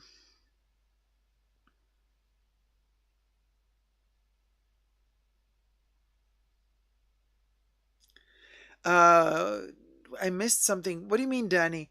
Maybe, hopefully, it's in the luggage. It's the Hopefully, it's. Oh no, yeah, all the weird fire alarm. Yeah, no, unfortunately, not the luggage. That'll be the day. After 2019, years have been running so fast. I feel like it's that lockdown, you guys. I feel like the lockdown and the whole candy cane situation has been, the COVID thing has been so tough on our psyche. I really think that we haven't realized yet how heavy this thing still looms on top of our psyche. And even worse, I feel like society and like capitalism is just like pushing us to work again. Like, nobody is acknowledging how terribly traumatic this experience was for society, for all of us. And I feel like everybody's like kind of downplaying it. And I feel like we are in this position right now where nobody is really talking about this. Everybody's like acting like everything is fine. And I'm like, well, hold on a minute. Nothing is fine. None of us really had an opportunity to process what happened to us, to process this trauma. Everybody's like just treating it like whatever. Okay, moving on. Like, what do you mean whatever, moving on? Like, 3 years of our lives are like, have been like a nightmare, like a weird dream. Like, where did they go? It literally feels like theft. It feels like a violation, okay? And nobody is giving us really the opportunity to heal from this. Psychologically, to heal from this. And nobody's talking about, like, nobody, like, it's like it never happened. I'm like, no. I'm telling ya, we might be acting like it never happened, like all is fine, but deep down inside, nothing is fine. Deep down inside, I think we are, like, I think our souls and psyches are begging us to find the time to find some closure with this, to heal from this, to process all of this. But we're not getting the time. Nobody's giving us the time. It's like, no, you don't have the time to process anything. Keep working, you whatever. Oh, Lady Bradface, thank you so much. Lady Brightieface donatait de $20. Ok, this should be beta. Big ends. End? Oh, wait, what? Wait, is it missing a part of the sentence? Wait, wait, let me read the text. Thank you so much, Lady Bradface. We're going to pop a cherry in just a second. Let me just reread what Bubbles was saying. Okay, this should be better. Big hands. Or one hand. Wink, wink. Thank you so much, sweetie. Papa Cherry. Yes. Thank you, sweetie. It's like the I don't like people anymore or something. Oh, it's like I don't like people anymore or something. I think people in general are having more issues with other people. For sure. Teresa says, I lost friends and family members to the coronavirus and I still have trouble processing. And I'm telling you, this is terrible. First of all, my condolences, Teresa. This has happened to so many people that I know, also family members and loved ones. It is a process, and that process takes so much time, I feel, and like we're not being given the time. And I'm not saying we're not being given the time in terms of, oh well, just wait a little bit longer and then in the future you'll deal with it. No, what I'm saying is, you guys, I feel as if society is telling us you are not allowed to process this. And this is what's bothering me. Like, I could kind of deal with somebody telling me, oh, don't worry, with time, you will process this. Okay, that's okay. It is what it is. But actually, I have the feeling that society is telling me, no, you're not going to get the time to deal with this. You're not going to be allowed to deal with this. You're going to have to just sweep it under the rug and move on. And that's what's bothering me, because I feel we need to acknowledge what happened. We need to take the time to heal from this. And we're not being given that time. And it's not easy for everybody to just say, I claim my time. I'm just going to take that time for myself to heal. Yeah, sorry, not everybody has the privilege, to have the means to take that time. Not everybody has the privilege to be able to pay rent and put food on the table, and to just say, I'm going to disassociate from everybody and everything. I'm just going to, isolate myself in a little spa resort at the peak of a mountain, reconnect with nature for the next 12 months, and I'll be able to, pay $1,000 a day for this retreat. Not everybody has that privilege, okay? So, that's why I'm saying not everybody has the privilege to heal from this.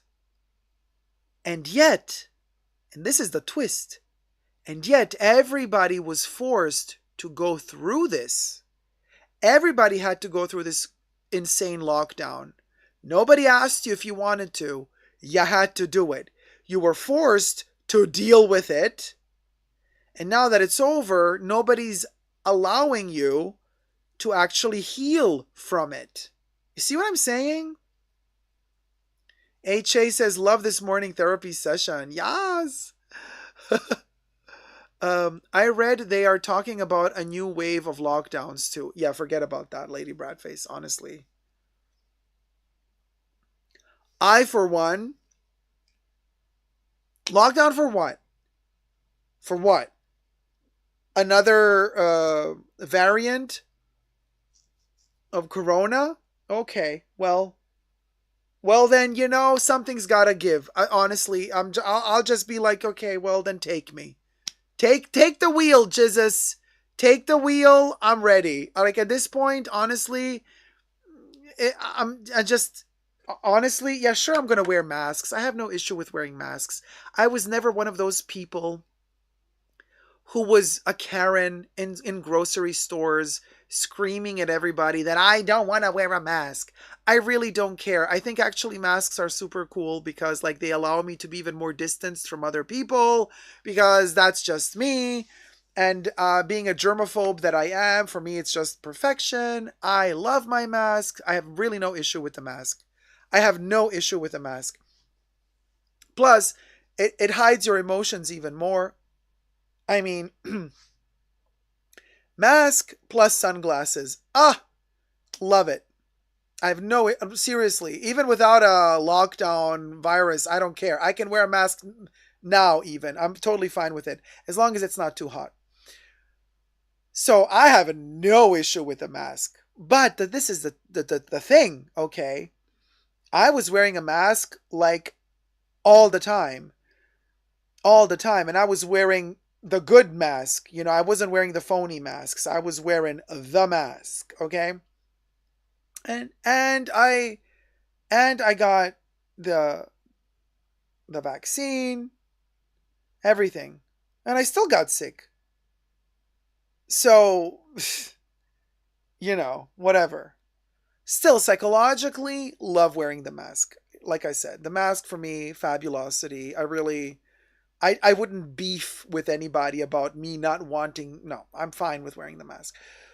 But this attitude of controlling us by saying, you're not allowed to leave the house, you're not allowed to go out, you're not allowed, to do your job, to do this, to do that, you're not allowed. No, I I'm not gonna do that again. I've seen what it's done psychologically to people, and now we're worse off. This is just my opinion. Obviously, I'm not a psychologist, I'm not a doctor, I'm not allowed to give any advice, blah blah blah, but I can share my opinion on what I feel, what I went through, and I can tell you, for me, it was very traumatic. And I think it was more the isolation part of this whole thing, I feel, was more detrimental to our social psychological health than actually going out and living. Had we been allowed to go out and live, that's what I'm saying. Pixel Pixie says, even though inconvenient, I love wearing the mask. I used to get colds like every month before, but now after 2020, I think I only got a cold once this entire time. Masks be working. Yeah, but you were also spending much more time at home. Don't forget that. You were in lockdown. How could you get sick? You know what I mean? You weren't spending so much time together with other people like you usually were. So that's the reason why you got less sick. Yes, the mask helps as well, but mostly it's because we were not socializing. The rumors have also affected people. Rumors about the virus, the vax, governments, war, and everything. Oh, yes, A.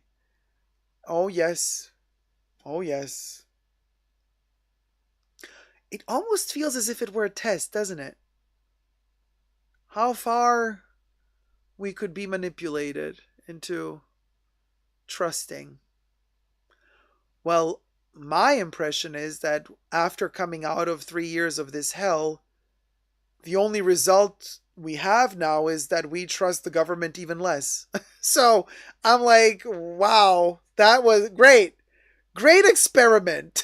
If it was an experiment, because really great experiment, because now I'm like, girl, I'm like even less, you know what I mean, prone to trusting anything they're saying than I was 3 years ago or 4 years ago. And 5 feet nothing, I completely agree with you. It was fabulous to not have to wear makeup. You just put a mask on and you're out of the house in 5 minutes. I love that too. Just Carol says another lockdown ain't gonna work. Yeah, people aren't going to accept it. I went out of my way because I couldn't stay in. Love the quiet streets. Oh, yeah. DL Pike says, here in Japan, masks are very common. A lot of people still wearing masks. Yes, I know, but it's also part of the culture. Way more respectful. It's a part of also of Japanese culture to be very respectful of other people, which is not a part of European culture, and it's definitely not a part of American culture. I mean, the Karens were born in America. This whole concept of like me, and I shit on you, And in Japan, people wear masks not to not get sick. They wear masks when they are feeling a little bit sick, out of respect for others. That's the cultural element of Japan, which I really, really adore. In Japan, if you feel like you're getting the sniffles, if you feel like you're not feeling the best health-wise, you put on a mask so that you don't infect others. You don't wear a mask just to protect yourself. You wear it first and foremost out of respect for other fellow human beings who are cramped with you in the subway or this or that. In Japan, people wear masks when they are sick. And this is something that's a cultural thing. That's a cultural thing. It's embedded in their culture. In America, like nobody would care, like okay, like oh, I'm sick. I don't care if you get sick. I'll just cough all over you. I don't care, you know. Not in Japan. Very, very different.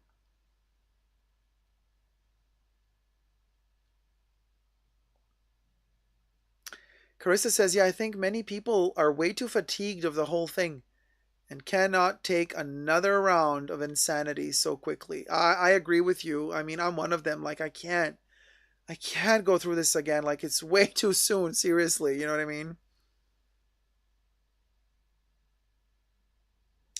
HA says, we did have Karen's and Ken here, but we got fined for not following the rules. So, such a pity to give Ken such a bad reputation. A says, my sister's colleague sat with them at the office, talked for hours, then said she had COVID. So rude, in my opinion. If you're sick, sit at home and get yourself a sick leave or something. I agree with you. So rude. Carrie Lee says, I ain't gonna lie, I loved how quiet it was and working from home. I loved the quiet as well, but I'm telling you right now,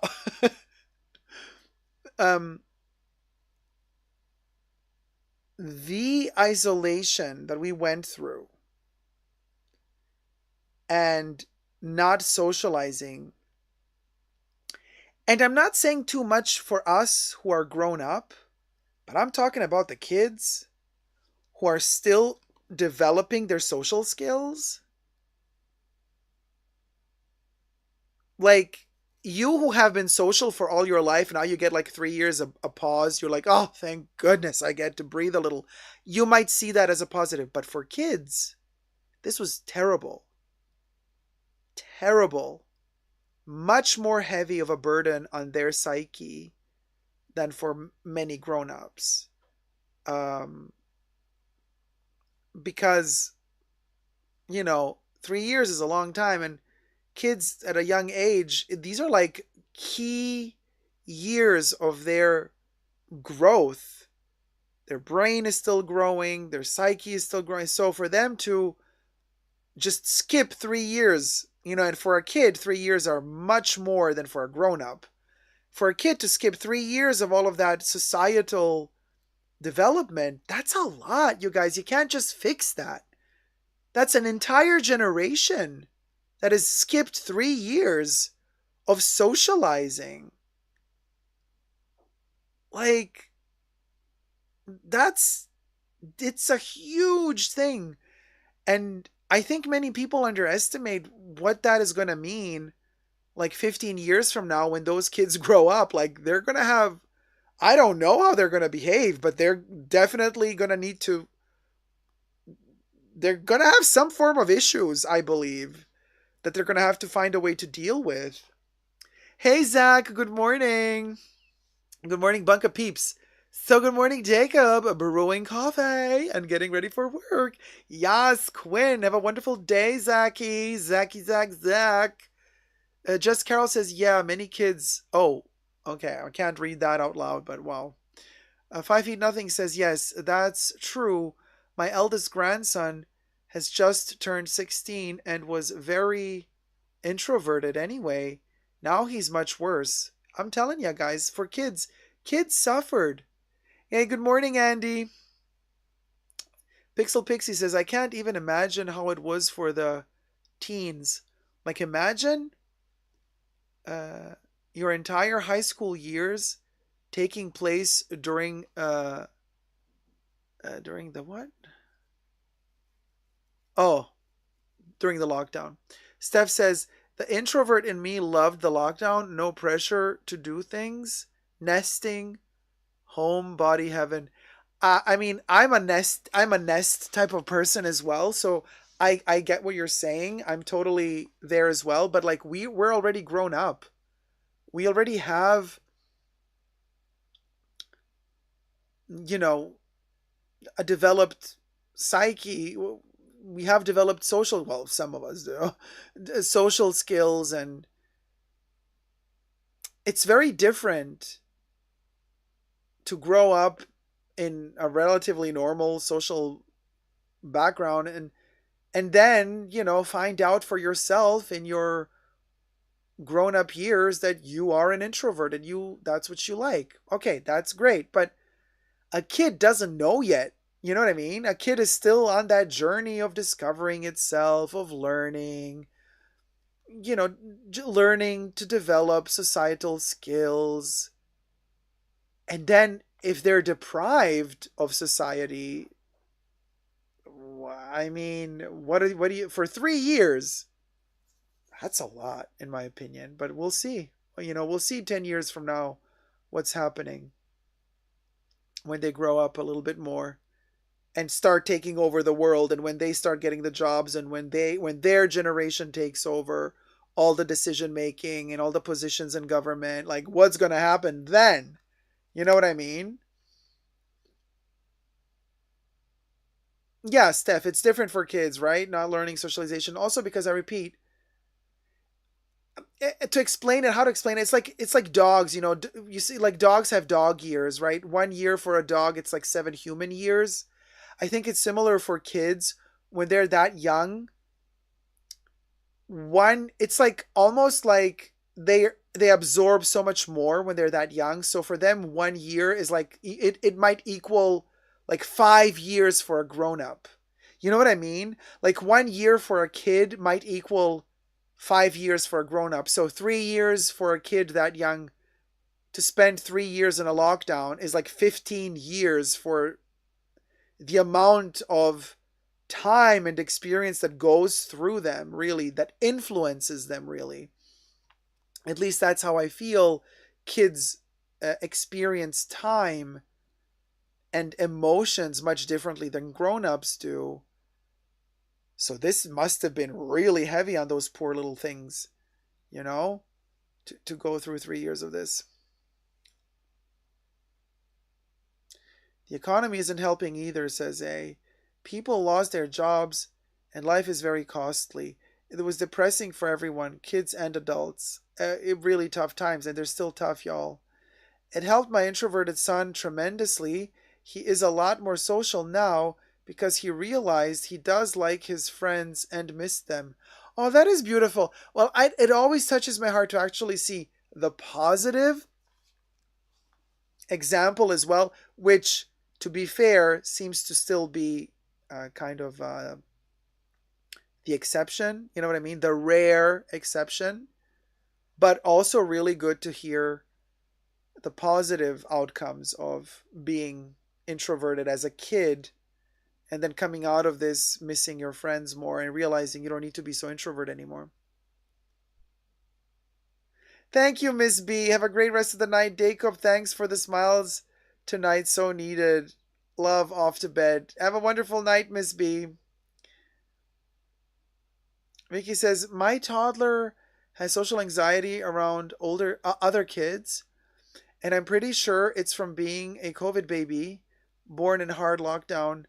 He's slowly improving in daycare, but can't imagine how it was for older kids. There you see.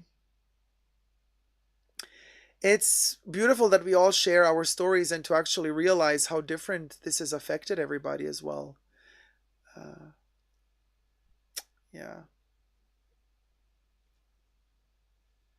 Oh, Lady Bradface also very much. I agree. For extroverts, the lockdown was a nightmare. A says the economy isn't helping. Oh, sorry, read that one already. MMM says lockdown was like surviving the Titanic. The old life is over. Now we have uh, to reevaluate how we use our time on this earth. I am definitely going through that kind of awakening for myself. Very, very much thinking about that a lot every day. Those thoughts are with me all the time. And I've been writing a lot as well. I get like these flashes of ideas and have a little notebook beside me, and I start writing all those thoughts down into stories and stuff. And it's all very much connected to this kind of awakening. Pixel Pixie says, at least we had technology to help us during the lockdown, like for entertainment and phones for connection. If this was in the 1950s, how would we handle the lockdown? Difficult. We would be even more lonely. Hey Jihan, how's it going? Hello Jacob. I am watching from France. It's the first time I catch the live stream. Well, bonjour Jihan. How's it going, sweetie? Glad you could join us in the live stream. Adrian of Sydney says, I am an introvert with social anxiety. You see? But you were already before the lockdown, or did you develop it during the lockdown? I had a panic attack during the lockdowns. Oh boy, there you go. You see? Very different experiences. Everybody went through it in their own way. Oh, Lady Bradface, YouTube was a lifeline for me too. I started my regular live streams during the lockdown, you guys. This entire structure of my channel, the way my channel is structured now, because of the lockdowns. It all happened thanks to the lockdown, I want to say, that I started socializing even more over YouTube. Because my social life was over. I couldn't work anymore. I couldn't see my friends anymore. I could not travel anymore. I travel a lot. I could not travel anymore. So I completely had to redefine my social surrounding, my social skills, everything. Everything. And I did, because I'm a survivor. Okay? So I reprogrammed my entire YouTube channel and I started live streaming.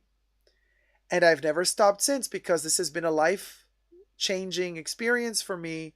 It's been a life-saving experience for me, together with my perfumes, who have also been my friends through the lockdown.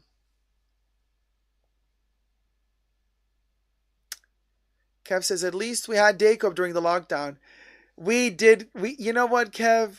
We did have some fabulous times together, didn't we? Anna Marie, hey sweetie, hey Anna Marie.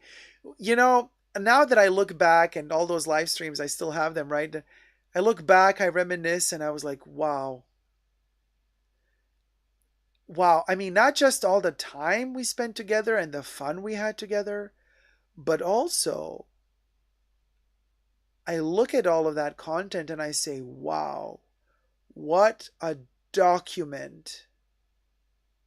What a document of our lives, of those 3 years. Back then I was live streaming once a week, like clockwork. Still, now we live stream 2-3 times a week, but back then it was like once. And back then nobody from the luxury community was live streaming, you guys. You know, all of those big luxury YouTubers, nobody was live streaming. I was the first one who started the luxury YouTube live stream stuff. Literally, you can look back, try to find live stream videos from anybody. Nobody did them. This was like already like 4 years ago. And then other people, you know, and then TikTok started being a thing. And then people started live streaming on TikTok. Then people saw, oh, okay, live streaming longer format on YouTube is also working. Then a lot of luxury YouTubers jumped on the live stream wagon as well. Hey Louie, how's it going, sweetie? Memories of all those 12-hour streams. Yeah, Kev, those were the days. Listen, we had some good times together. I mean, we went through so many things. And it's such a document of like human lives.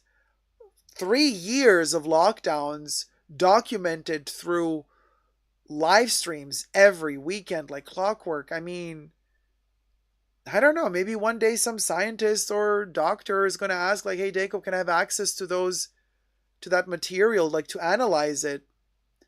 That would be really interesting because we always kept it very real throughout all those live streams, and all our conversations were always very honest and very truthful. We never did any, weird stuff faking it. We were always very, very real. And I think that is very important if you were one day to analyze back in retrospect those documents, all those videos, and see how life was back then. Very fascinating. Debbie says, and documents of Chanel price increases as well, and the decay of their quality, allegedly, as well. Thank you, 5 feet stitch. 5 feet, not 5 foot nothing. Yes, you like the jacket? It is the snot jacket with the hot glue gun and the sequins all falling off. IYKYK. Virginia. Courtesy of Virginia. Was intro and socially anxious before lockdowns, but the lockdowns was too much for me, says Adrian. I wish I knew your channel back then, says HA. Better late than never, and you're never late. I believe that everything is holistic. I believe that everything happens for a reason, HA, and I believe you found my channel when it was meant to be for you. You know what I mean? Too bad that I didn't know your channel. You see, but you know it now, and that's important, I feel.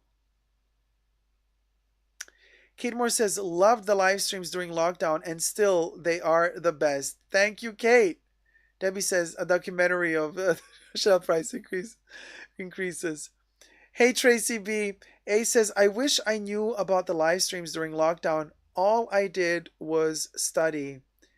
Finished my BA and applied to master's immediately because I knew it was close impossible to find a job back then, LOL. Well, it's good that you actually prioritized your studies, because otherwise you would have been kind of watching the live streams every Saturday. And they went on, really, some live streams went for over 13 hours long back then. And I didn't even have a chair back then. I was standing for like 8 to 10 hours straight. Standing. I now I would collapse after all these years. I don't think I could even do it now. I mean, if I had to, I would, but I don't know. I would never have thought, says Louis, that I would get to this point in my life. Very different person, for sure. I think it is for everyone. I agree with you. I think we've all really, really evolved. And at least for us, like analytical people, I think we've really taken the time kind of to self-analyze and acknowledge, or we're trying to acknowledge and to process what happened to us. I'm trying to think about it, even though society's not really wanting to give me the time. But I'm really trying to work it through and to figure out, like, where am I now? Who am I now? Which is also really quite symbolic, isn't it? That I'm an avatar right now, that I have this virtual me standing there. And I'm looking at myself right now as I'm talking, and I'm like, who am I? I think this whole virtual avatar scenario is way more relevant today than it was maybe 3-4 years ago. Because of also how we are shedding our skin and how we are kind of turning into, I would hope, more ourselves. But I do have a feeling a lot of people are kind of lost, and they're kind of detaching more from themselves instead of really looking for themselves. And that's the scary part, I feel. Which is coincidentally why I think one of the reasons for why so many people are so much more aggressive nowadays, out and about. They're more litigious or just more aggressive. They just want to hit you or stuff like that, more than it was before the lockdowns. because I feel like a lot of people are just scared of dealing with themselves and with what they've gone through. And instead of dealing with it, they kind of develop this weird aggression. I don't know. Jacob, there are lots of information for your new movie in those live streams. Oh my gosh, Katie. Yeah, best, yes. Yes. Anne Marie says, I found your channel by accident during lockdown and it was the best find. Oh, thank you, Anna Marie. I'm so glad you did. We did have some good times, didn't we? That's dedication, says 5 Feet Nothing. Yeah, best believe. And then when Johnny Depp trial started last year, that was also a bonding moment when we were live streaming every day on Totally Jacob. The Johnny Depp trial, that was also a moment. Oh, honey, I got stamina. Yeah, best believe. Krabby says, just become more bitter. Sigh. The trauma from Rona, both mental and physical, is very, very exhausting. It is very exhausting for all of us, and we should acknowledge it and embrace that and say to ourselves, yes, this was exhausting. Yes, now I need to heal from that, and then we need to find a way to heal. We really need to find a way to heal. Anna Marie says, I'm still coming to terms with who I am now, but day by day, I'm at least getting more comfortable with myself, which is a progress from self-loathing. Oh, for sure. That is huge steps forward already. 5 Feet Nothing says, that's very true. People have more angst now. The fear is, yes, I feel more fear. Pixel Pixie, Jacob, you truly have the gift of gab. What's the gift of gab? Any topic is always so interesting because you make it interesting. Aw, thank you. Being able to talk eloquently for hours during live is something not everybody can do. You know what, Pixel Pixie? Thank you very much for saying that. My mom always says this. My mom always watches the live streams. And this is the one thing that she always repeats. Oh, by the way, I didn't want to tell her about the virtual Jacob, the avatar. It was a surprise. When she saw it, she loved it. So she was one of the people, and not because, oh, okay, I'm her son and she loves everything I do. No, no, no. She's critical when she doesn't like something. And she was like, wow, it was so amazing. She loved it. Anyway, but she always tells me this too. This is something that my mom says about the way that I entertain and the way that I moderate and the way that I deliver whatever form of communication with all of us together in the group here. She always tells me, like, Jacob, do you realize, how can you do this? No matter what comment is dropped in the chats, no matter what topic, you can talk about anything. Like, you literally talk about anything, and it's always an interesting conversation. That is a gift. And this is my mom's words, okay? I'm not like tooting my own horn. She's like, that is a gift. Not everybody can do that. And I was like, well, I never thought about it. But to me, it really comes naturally. Why? I don't know. Because it's not like I'm really interested in everything. And yet I can kind of, I don't know, add my sauce to everything, I guess, maybe. But I think the thing is this. I think I know how to listen. You know what I mean? Like, which other live streaming person, whether it be a YouTuber or TikToker or Twitcher, is gonna read every single chat out loud and have a real conversation with the chat. I try to read as many chats as possible. Sometimes I miss a few, not because I want to, but because I really skip them by accident. Nobody's perfect. But, like, you're not going to find anybody else. I mean, who's going to, like, nobody does that. So I know how to listen. I read, and I also know how to read between the lines. So when I am with you guys, I want to have a conversation with you guys. I'm always interested in what people have to say. And I think that is a fundamental point that is very, very important. if you want to have a platform like this. It's like you can't just have a monologue. You actually have to have a conversation. In order to have a conversation, you have to also hear what the others have to say.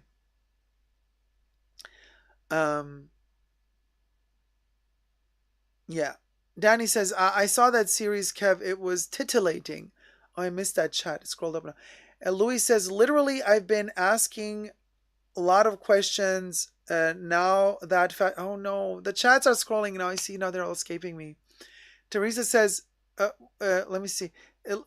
Okay, let me go. Yeah, Kev says, oh cha, is anyone watching the Netflix series about the trial? There's still a strike going on, Kev, the SAG-AFTRA strike, so I cannot talk about current affairs, but you guys feel free to talk about it in the chat. I just cannot. Pau says, people are much more rude and awful now. I deal with people directly all day, and it's so much worse than before. Oh man, I'm so sorry, Pau. Yeah. Love DIY says, I saw the series, Kev. It is titillating. Louis says, I've been asking a lot of questions now that fashion has shifted to the side of my viewpoint. It's like trying to find new hobbies, new friends, new interests, just like being a teenager again. Well, that can be a good thing too, Louis. You know, fine-tuning who you are. And fine-tuning the capability of fine-tuning who you are. And Teresa says, with my multiple sclerosis and lupus, I'm at high risk of getting very sick. If I got the coronavirus, so I spent the last 3 years hoping I didn't get it and die. It was terrible, always worrying. Oh man, Teresa, I'm so sorry. And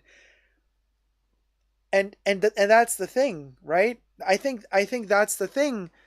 In your case, in your particular constellation of how everything, all of these illnesses combine together, I think it's that constant fear that you have to deal with, because you know it's the progression of the disease, but also of the fear of catching something just from going outside. It can be the common flu, a cold, you know, the sniffles, some other bacterial something, and then the problem is when you're worrying about that, your stress levels go up. And then when your stress levels go up, the immune system goes down. And then lupus loves when the immune system goes down and when the stress levels are up, because we know how lupus works. So it's like for you, you're working on overtime to try to maintain your balance, to keep your calm, to let the body relax, to let the mind relax. But at the same time, in the back of your head, you're still worried because you know it's not enough to just relax, and like letting go is really hard. So I totally get it. It's like a constant struggle. I hope that I don't know, that you find, you know, so I hope that my live streams help a little, at least to like kind of get your mind off of things for a moment, and also maybe watching some cool TV shows, reading a nice book. Stephen King's new book is coming out soon, you guys, in September, and I cannot wait. It's called Holly, and I'm definitely gonna get that one as soon as it comes out. So that's gonna mean I'm gonna have like at least 3. It usually takes me, I don't know. I'm not a too fast of a reader, so I need a bit of time to finish a book. So maybe 7 nights. That book is gonna give me 7 nights of kind of chill, relaxing my mind a little bit, reading a really good book. Tanisha says, you're a gem, Jacob. Thanks for your dialogue. Oh, Tanisha, thank you so much, sweetie. Thank you. Guillaume says, it is really your strength. While watching the replays of the live streams, sorry, let me just scroll up again. I felt like you knew personally your audience, and it feels good. I really, really try hard to get to know everybody as much as possible. Obviously, people come and go, you guys, as well. I mean, we've had people, as some of you know, because you've been around for like almost a decade already. Yes, I've been around for 10 years on YouTube, almost 10 years now. We're coming for the decade in 2024, by the way. But as some of you know, we've had some very, very important members of the Fashion Bunker who, after some of them, even after many years, just left. Dramas did happen. In some cases, no dramas happened, and people just come and go. So that's also something that I've had to learn. In the beginning, it was hurtful to me. I'm talking at the beginning of my YouTube journey, like starting to talk to people and getting to know people, and then all of a sudden they just like turn from supporters to haters, or from friends to enemies. Like, it was like insane, and it was a process. I had to learn also to let go and to be more cautious, who to open up to, and but that's okay too. I understand that's a part of life as well. So I also take that with a pinch of salt and with a grain of philosophy. And I know now, somebody who joins the Fashion Bunker today and is super enthusiastic and is super excited and is watching every video and is like commenting under every video, I'm always very cautious, and I'm like, I'm super happy. I'm super happy that the people are discovering the videos and that they are enjoying them. But I'm also okay when they over binge and then like they get sick of it and then they just like hate me after they've watched 30 videos. And I'm also like, hey, the videos are a product at the same time. It's never good to over binge. You know what I mean? You're going to get a belly ache if you eat too much Cheerios or popcorn, in my case, because I love popcorn. But so that's okay. We're all different. And so that's something I had to learn. And especially during the lockdown, because during the lockdown, I started regularly live streaming. And so there was regular people always popping up in the live streams. And when you live stream, you build a different community than if you're not live streaming. If you're just posting pre-recorded videos, you're not building the same type of community. It's a way different community when you're actually live streaming. And so during the lockdown and during the pandemic, for example, a lot of people joined the live streams because they were alone at home. They had nothing better to do on a Saturday night or on a Saturday morning. And they would spend time together. But then I noticed a lot of these regular viewers that return and watch, every live stream every Saturday, when the lockdown stopped happening, right? When we started exiting the pandemic, certain people just left the Fashion Bunker because they got their, social lives back. And on Saturdays, they wanted to do other things. And it was kind of sad for me. I was like, oh, like we were like chatting every Saturday together. We spent time together, and now like they're just gone. Like, who are you? Like, I don't know her. Very Mariah Carey. Like, who? I don't know her. But I realized, I acknowledged that as well, that's also a normal part of life. People come and go, just like with friendships. A lot of, the friends that we make in high school, later on in life, you're not friends anymore, right?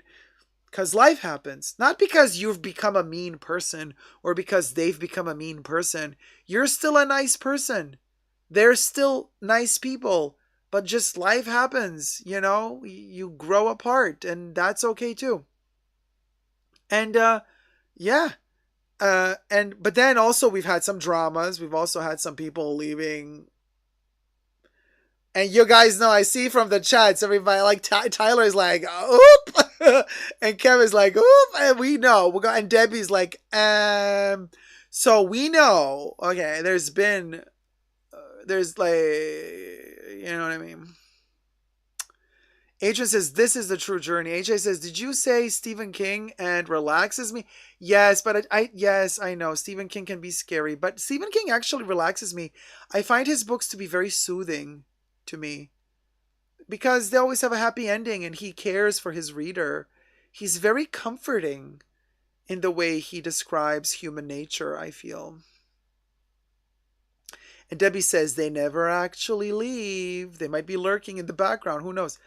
I'm still there, almost 10 years in, says Johnny. Yes, you are, my love. Yes, you are. Tracy B says, I used to watch a lot of your videos on fashion, like Yeezy, etc. My life is totally different since then. So now I'm not being a little wallflower on the sidelines. No, you're in it to win it, baby. And we've all evolved and things change. You know, there's people who were like tuning into my Moschino reviews and then they got upset that I don't do Moschino reviews anymore. I'm like, well, I'm sorry, but I just like, hey, Jeremy could have evolved as well. Ooh! Not, you know, all shade aside though. But then, whatever. Then other people throwing shade at me like, you only had fake Moschino stuff. I'm like, girl, no, no, no, no, no. Don't even try me. Danny says, I learned much as a content creator, and it was very enlightening. Oh, sorry, let me scroll up again. They're moving fast. I learned so much as a content creator, and it was very enlightening. Many can't entrance the truth. Oh, here, sister. Here. Well, let me scroll up again. I missed another one. Kravi says, yeah, interests change. Tyler says, so true. Yeah, fine, interests change, but my content changed too. I mean, look, we all evolved. You know, it's not like I'm stuck building, you know, Lego sets for 10 years. And those channels actually get millions of views. So maybe I should have done that. But hey, we'll go. And I think my channel doesn't grow so fast precisely because I always evolve and change. It's those YouTube channels that have the same thing over and over and over again, like a mantra. Those are the channels that grow quicker. Now, technically, if you really, really know how to read between the lines and go deep, and if you know how to go deep and dive deep, then you will realize that actually in the surface, yes, I evolve and change, but deep down inside, at the core, always the same. It's always about never giving up on love. That's the bottom line. That's our mantra here on the channel, and that has never changed. So we do have the core, but only a few understand the core. You see what I mean? Kev says, already looking forward to our Halloween bash and to the Halloween merch. Haha. Wait, let me scroll up a little bit. Teresa, I missed Teresa's comment. Teresa says, I've been a subscriber since 2020, and your live stream is my most favorite stream to watch. Oh, Teresa, thank you so much, my love. It's that you make us feel like family, that I love this channel so much. Thank you so much. Hold on, I only got 10% battery here. Let me just see if... Hold on, you guys. It just warned me that it's going to kick the bucket. Okay. My tracker is like, ba-ba.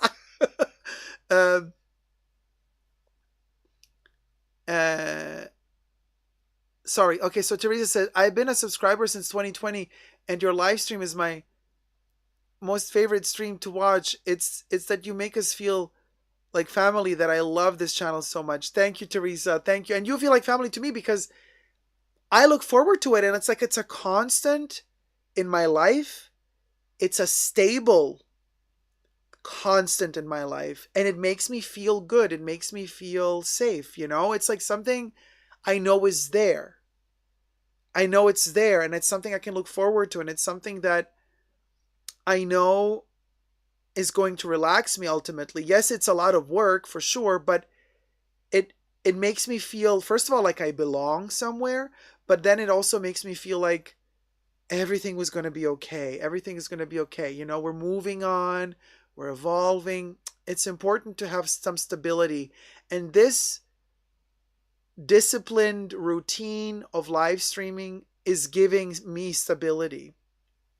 And JLB, bonjour Jacob. Hey, bonjour JLB. I'm glad I'm able to catch this live stream, and I have just subscribed. Well, thank you for subscribing, sweetie. Thought I have been watching you, though I have been watching you since a while, but always in replay. Well, thank you for catching me live. Tyler says, these eyes have seen some wild chats. A few names come to mind, but I'ma keep it cute. right? Thank you, love DIY Danny gifted 5 Super Jacob memberships. Let's see who won the tier 1 memberships. Ed Brown was gifted a membership by Love DIY. With Love was gifted a membership by Love DIY. Tan was gifted a membership by Love DIY. Marlene was gifted a membership by Love DIY. And Melissa was gifted a membership by Love DIY. Yes! You guys, we got 5 new members! Whoop, whoop, whoop, whoop, whoop. Welcome to the Fashion Bunker, everybody!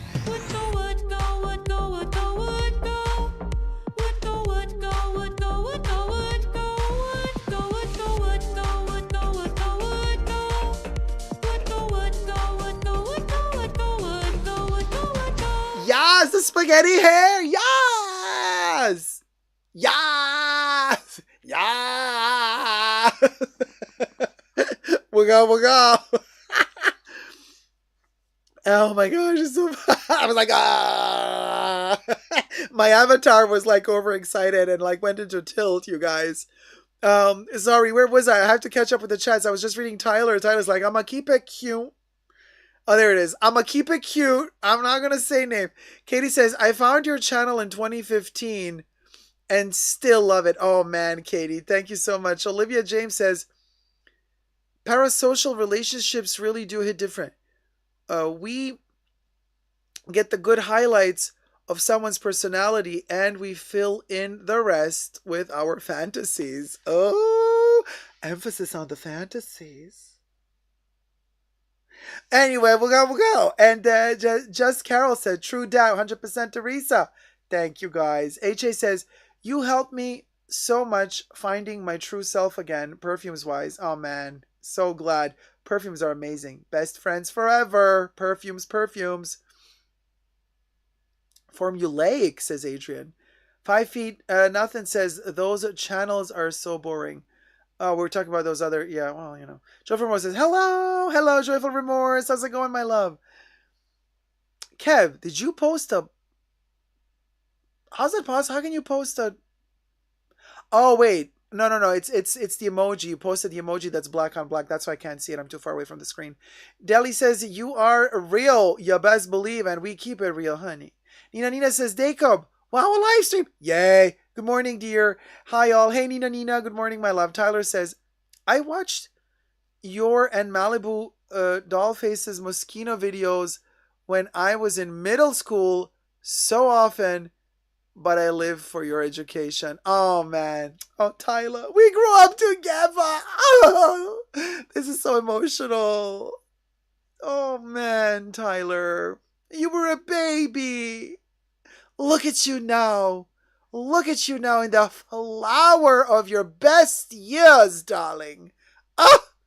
And what a queen you have become. You've always been in reality. Very, very proud of you, Tyler. You're amazing. I'm very, very proud of you. And you finished school, and you're fabulous. And at such a young age already, understanding the power of Vidal Sassoon. Let me tell ya, that, my dear, is a gift. Not everybody possesses. Let me tell ya, we'll go. At such a young age to already know, to already harness the magic of Vidal Sassoon, we'll go. Anna Marie, thank you so much for becoming a Tier 1 member, sweetie. Thank you. So I'm catching up with the chats. So,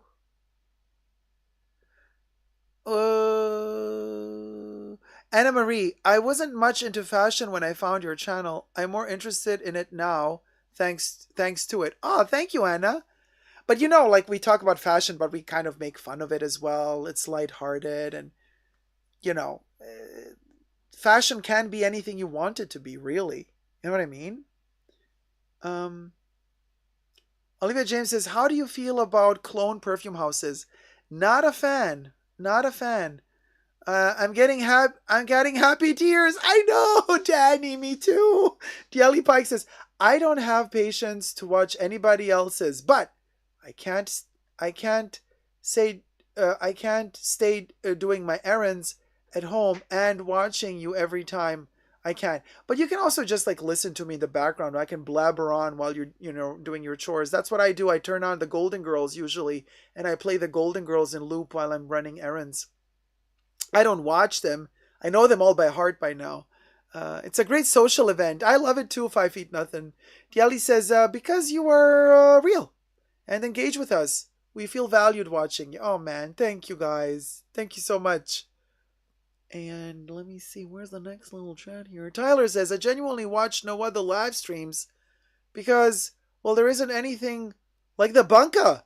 Aw, it's comedy, but educational and luxurious, but also real. I had to add a little bit of Samantha Jones in that one, Tyler. And, oh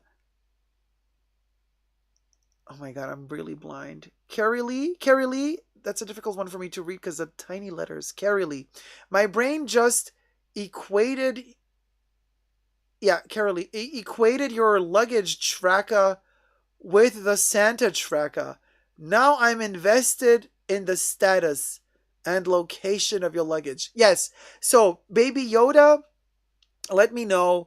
The last update was that the luggage is like in the proximity of the airport, and I'm hoping that that means that they're maybe like moving the luggage towards like I don't know, some company that might finally sort the luggage and then like notify me maybe that they're gonna send it to me. I'm fingers crossed, you guys. I'll keep you posted, but for now it's still lost. Hence why we're still live streaming like this, because I don't have my equipment yet. I want spaghetti too. Hey, I always crave spaghetti. I love spaghetti. The carbiest thing ever, but I just love it so much. No spaghetti for you, says Debbie. Good night, all. Early morning tomorrow, says Pau. Good night, sweetie. Sleep well. Nina says 100. Chai missed so many chats. Sorry, you guys. I'm too slow in reading all that. Tracy B says, how strange. It's 2 a.m. here. And last night I went to sleep at 6 p.m. It's like I knew I needed to be in the bunker. So I went to bed early. LOL. You see? Holistic, baby.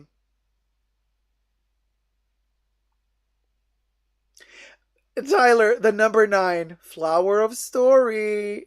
You best believe. Oh, thank you so much. Though, for real. And, I'm Team Sassoon till I die, you best believe, baby. Are you kidding me? No. I know, listen, you've been through a lot as well, and you're a trooper, and you're a fighter, and so it's very, very clear. And also, at such a young age, you know who you are and what you want. You know? That takes courage, but at the same time, you're very, very well poised and you don't overshadow other people. So you also have a very elegant way of, you're not being pushy, you know? You have a very, very intelligent way of communicating. Your social skills are very advanced. Thank you for becoming a member. Lux is goodness. 5 feet nothing. Oh, 5 feet nothing gifted 10 Super Deco memberships. Sorry, you guys, I'm completely spaced out. Okay, wait, who got the memberships, you guys? I'm so blind. Lexi's Goodies was gifted a membership by 5 feet nothing. Tio was gifted a membership by 5 feet nothing. Hello, Barbara Rank was gifted a membership by 5 feet nothing. Zoli was gifted a membership by 5 feet nothing. Kimberly was gifted a membership by 5 feet nothing. Natasha was gifted a membership by 5 feet nothing. Rizology was gifted a membership by 5 for nothing. The original Manolo gal was gifted a membership by Fuck for Nothing. Y was gifted a membership by Fuck for Nothing. And Gladys Saria was gifted a membership by Fuck for Nothing. Whoop whoop! Living ferret, living ferret. Living ferret. Living ferret, living ferret, living ferret, living ferret. Yes, the spaghetti hair, y'all. The spaghetti hair. Whoop whoop! Welcome to all the Tier 1 members. Don't forget all the new Tier 1 members that have just won their memberships this coming Saturday. If I get my technical equipment back, there will be a pre-show, an exclusive pre-show, which is usually a Tier 2 exclusive pre-show. But every first Saturday of the month, the pre-show is also open to Tier 1 members and Tier 1 patrons. So all of y'all have access to the exclusive Tier 1 and Tier 2 pre-show this Saturday, which is the first Saturday of September. And yes, it's already September tomorrow, you guys. It's going to be insane because, like, it's already the end of the year. It's already, Halloween. It's already Christmas. Oh my gosh. And we got to do the Halloween live stream. Christmas. Well, not everybody celebrates Christmas, so we call it the holiday season. And then we have New Year's Eve. And then New Year's Eve is going to be another live stream. There's a lot to look forward to. But also, like, this year has been a doozy. So it's kind of also nice that it's kind of getting to a point where it's almost over. And we say this every year, but then we always say next year's gonna be better. But like have these years always been better and better and better from year to year? I don't know. I don't really know if they've been really better every year, because like I have the feeling like they're like some aspects might be getting better, but a lot of aspects are getting worse. So I'm thinking, like, I don't want to be too optimistic, and then get my hopes up. I don't want to get my hopes up and then, like, feel all sad if, like, 2024 is not as good as 2023. So I'm just going to really tiptoe, very gently tiptoe into 2024. Yeah, put it in a lot of effort to engage with us. Yeah, you put in a lot of effort to engage with us. Thanks. Thank you, Kravi. Debbie says, accept no substitutes. There is no other fashion bunker. Debbie, you said it, and Jacob read it. And I'm going to reread it. Accept no substitutes. There is no other fashion bunker. And as Madonna would sing, she's not me. And I don't know how the rest of the song goes, but, well, Danny would know. So, she's not me. Madonna's song from one of her newer albums. Lady Bradface, gifting memberships is under the dollar? I don't know. Under the dollar? You can gift the membership if you click on the S sign. Oh, because somebody was asking. Oh, thank you, Lady Bradface. Anna Marie says, there is only one fashion bunka. Yes! Hashtag Descalt says, love DIY. Teresa says, this is something very personal, but one thing your channel helped me with is never to be ashamed of oneself. I'm married, but I've been with men and women. And being bisexual being bisexual is a very, I can't read anything so far. In a very conservative, then it continues. Oklahoma, people make you feel ashamed. You help me not to feel like that. Okay, Teresa, let me tell you something. Never, ever be ashamed of who you are, who you love, how you love, and especially never be ashamed of loving yourself. Super important. Super important. Super important. And what people have between their legs should never define what we feel for them. It doesn't matter what they got between their legs. Never. It doesn't matter. Doesn't matter. At all. And I'm super glad that you feel good in your own skin, that you feel good about who you are, that you feel good about just existing. Do you guys know how hard it is to just exist nowadays in this world, in this crazy world where we're judged all the time? Everybody's freaking judging us at work, at school, in the family, friendships, acquaintances. It's just going to the grocery store. You know, some bitch from the other corner is going to be looking at you like, uh-huh. All the time we're led to believe we're not good enough. All the time we're made to believe we're not enough. All the time we're made to believe, oh, we gotta change this, we gotta upscale that, oh, this is not good enough, I'm not good, I'm not good, I'm not pretty, I'm not pretty, I'm not worth it, I'm not worth it. We're constantly being beaten up psychologically to push ourselves the furthest away possible from loving ourselves. And I say, be kind to yourselves. Allow yourself to love yourself. Be gentle to yourself. Caress yourself. That has several meanings. Take it with however you want. But bottom line is you have to really accept yourself and don't allow others to make you go mental, and don't allow others to make you kind of almost like invent stories about yourself that are not true, that make you feel worse about yourself. Because heaven knows others do that about us. They're gonna contort reality. They're going to set in their minds a vision of like, oh, you said something to them, you did something that you never said and you never did. But they're going to just have that fixed idea, and they're going to fly with that until they start really believing that it happened that way. And the worst thing is, they're going to try to make you think the same thing. But you got to be strong enough. You have to be strong enough. You have to love yourself enough to block off the lies that the others want you to start believing about yourself.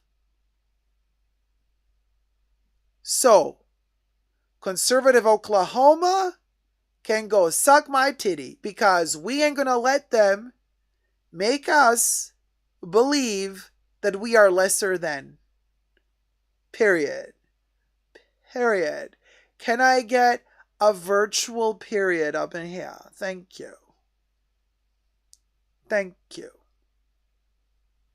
Nina says, hopefully you'll get your luggage soon. Sending good vibes only. Thank you so much, Nina. Fingers crossed. I hope so as well. I'll keep you posted. AK, hey sweetie. Welcome. Am I the only one who has no luxury goods but loves watching your videos for the tea? You are funny, sassy, real, and I love the honesty. Thank you so much, NK. All right, let me try to catch up now with the chats. Oh, Debbie, you just got a troll? Thanks, Debs. I was sure we blocked that person. Oh, there was a troll? Well, yeah, I didn't even notice, so thank you. Well done, Debs. Winter Rose. Oh, wow. Hey, sweetie. Deborah says, if you haven't already, please give us an update on your luggage. Hey, Deborah. I have given an update, and yeah, it's still not found. I'm still waiting for the airline to contact me. Yeah, next. I can't believe it's already September. Anna, it's insane, right? Tyler says, so excited for Halloween live stream. Yes. Last one was so much fun. Oh my God, it was amazing. Patsy Stone was in the house. Spaghetti hair loves it. Right, Nina? We got spaghetti hair. Spaghetti. Amen to that, says Kravi. LOL, they have not, but we can hope. Wait, what happened? Oh, yeah, the luggage. And the Chanel Christmas gift videos. Ah! Yeah, harder to make every year because Chanel keeps increasing those prices, honey. Yes, Danny, we are cautiously, gently optimistic about the next year. Angela says, weather is getting worse every year. It's getting hotter and hotter. Johnny says, almost vacation time for me. Going to Nice. Living my best life in the south of France. Yes, Quinn. You go, girl. You go. And while you're in Nice, you're pretty close to Grasse, to the fields of Grasse. Go visit Chanel's fields of Grasse for us, will ya?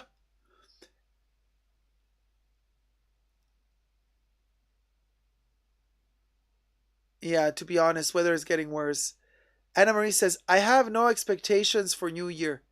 I'd rather skip disappointment, but would welcome a pleasant surprise. Here, here. Here, here. Let me move the chats now a little bit. I froze them, but I'm trying to. So Tyler says, hard candy. That was the reference, was from Hard Candy, right? The song. Love this family, says HA. Oh, sweetie. Love. 5 feet nothing. Lady Bradface. Thanks, I found it. Okay, Teresa says, see next post. Ran out of space. Oh, okay, gotcha. One love equals fashion bug family. Whoop whoop. Yeah, it's 5 feet nothing. If you don't love yourself, you can't love anyone else. And RuPaul always repeats it. Amen, right? Deborah says, yes, you should always be your biggest fan. Anna Marie, amen to that. Tracy B, if someone wants to pimp your style and hang with you a little while, she's not me, and she will never be. Oh, Tracy B, you got that match down to a T. Debbie says, that's the main point here. We accept who you are and welcome you. Yes, Debs. Amen, says Esberg. Tyler, yep. Cecilia Brown, so true. People can't cope. Only this year alone, I lost 2 friends. I cannot say that word, but I lost 2 friends who, are no longer here. The world became a scary place. I'm so sorry, Cecilia. That is a trauma. It's going to take you a long time to heal from, and take it very slowly. Baby steps. Literally one small baby step after the other. Healing from that is that's tough. That's tough because we never will fully comprehend why they did what they did,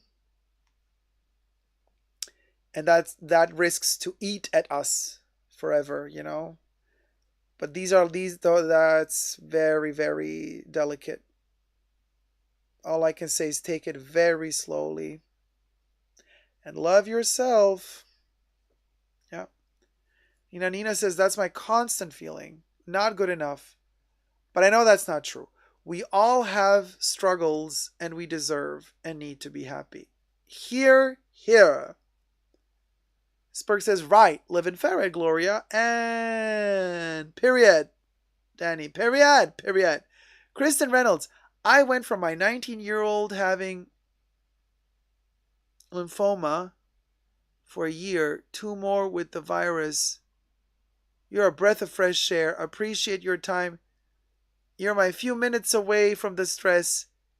If it's fashion or fun. Oh man, Kristen, thank you so much. Thank you. And you are a trooper, seriously, because that's a lot to deal with as well. You guys. Kravi, what do you say? Yeah, when they try... Oh, hold on. Let me scroll a little bit. Okay. Yeah, when they try to change the narrative to suit their point of view, you need to get out fast. Oh, yes. I agree. Hi, Esberg. HS says, I have Moroccan roots and was raised in uh, a religion that does not like gay people. I have to change the words here.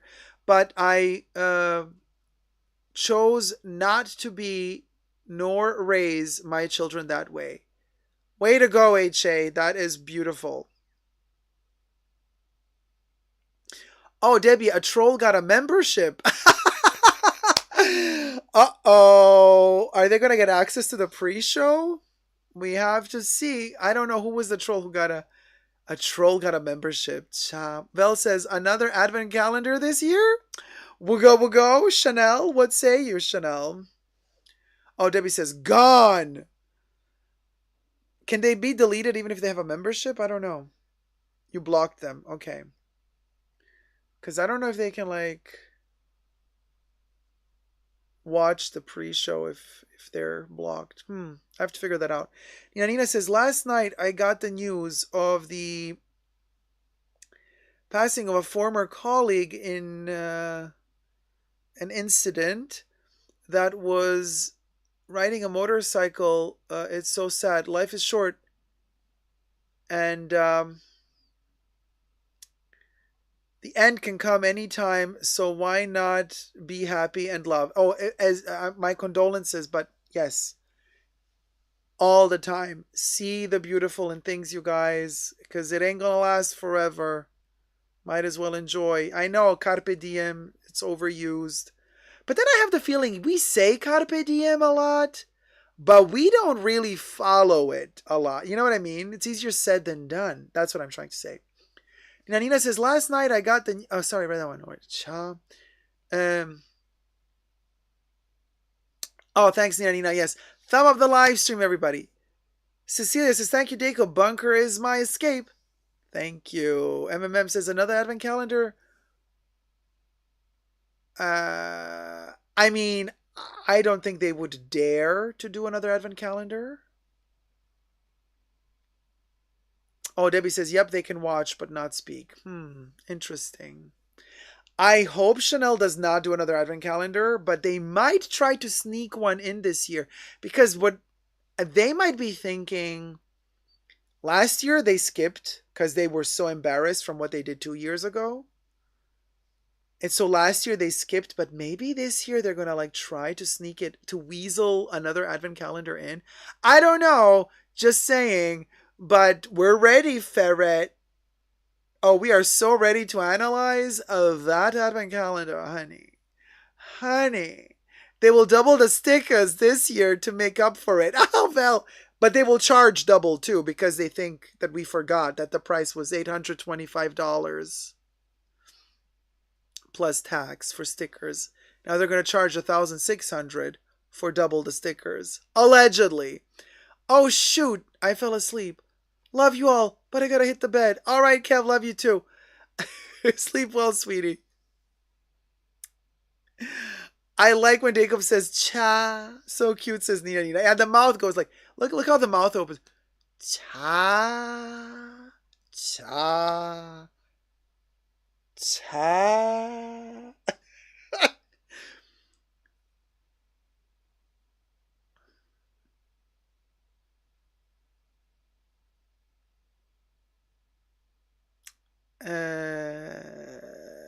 Where was I?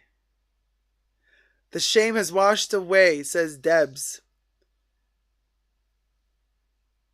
April Spritz says, can you imagine another advent calendar from Chanel and it give exactly the same crap? LOL. I mean, honestly, the way that brand behaves lately and the feeling that they give me of being so self-entitled, allegedly, it would not surprise me one bit if they just didn't care and just did the same advent calendar again in a different color and made it cost like double.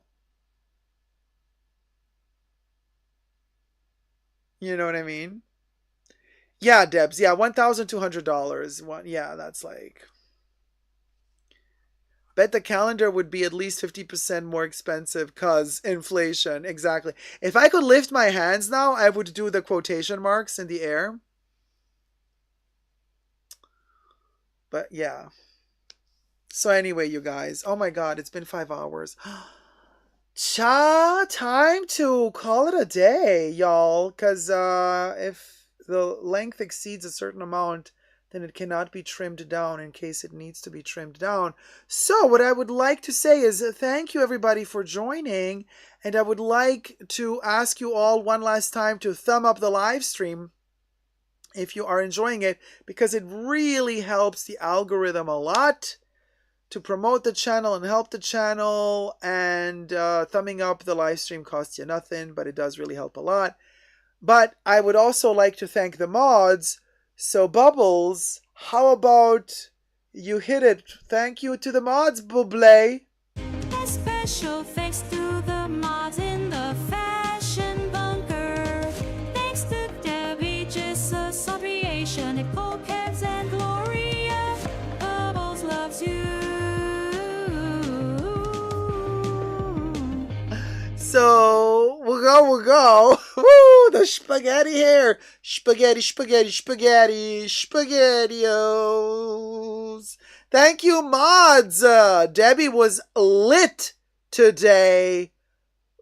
Burned down the trolleria of it all, honey. There was a barbecue today in the bunker.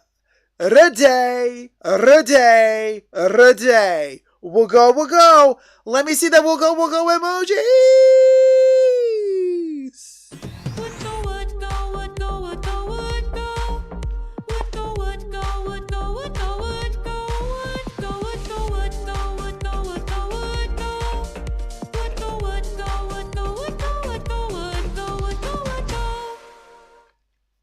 You best believe we go. Just got a headache spinning my head. Because like when you see my movement, it doesn't look as much as I'm doing in real life. Like I have to do double the movement to get a little bit of movement into the thing.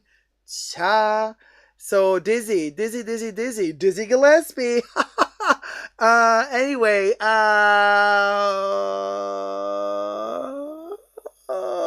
let's twist it up a little. Let's do cha next.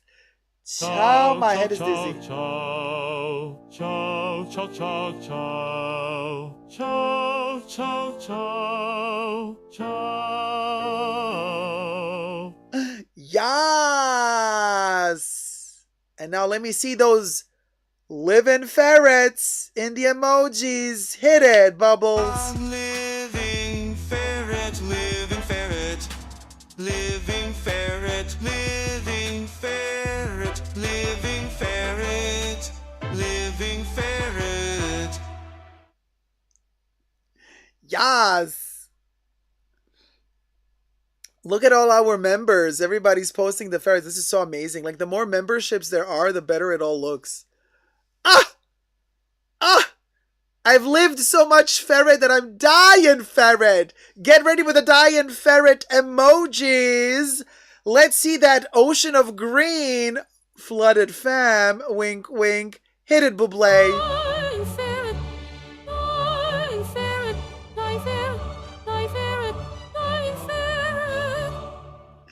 Yes.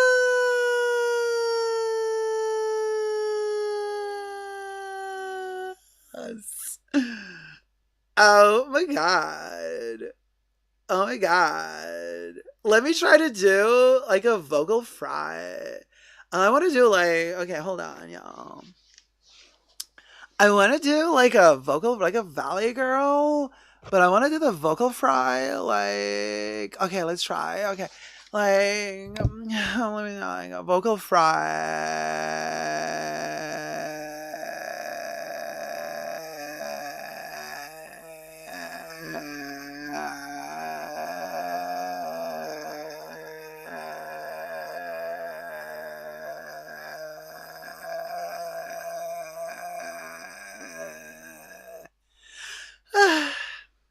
So yeah.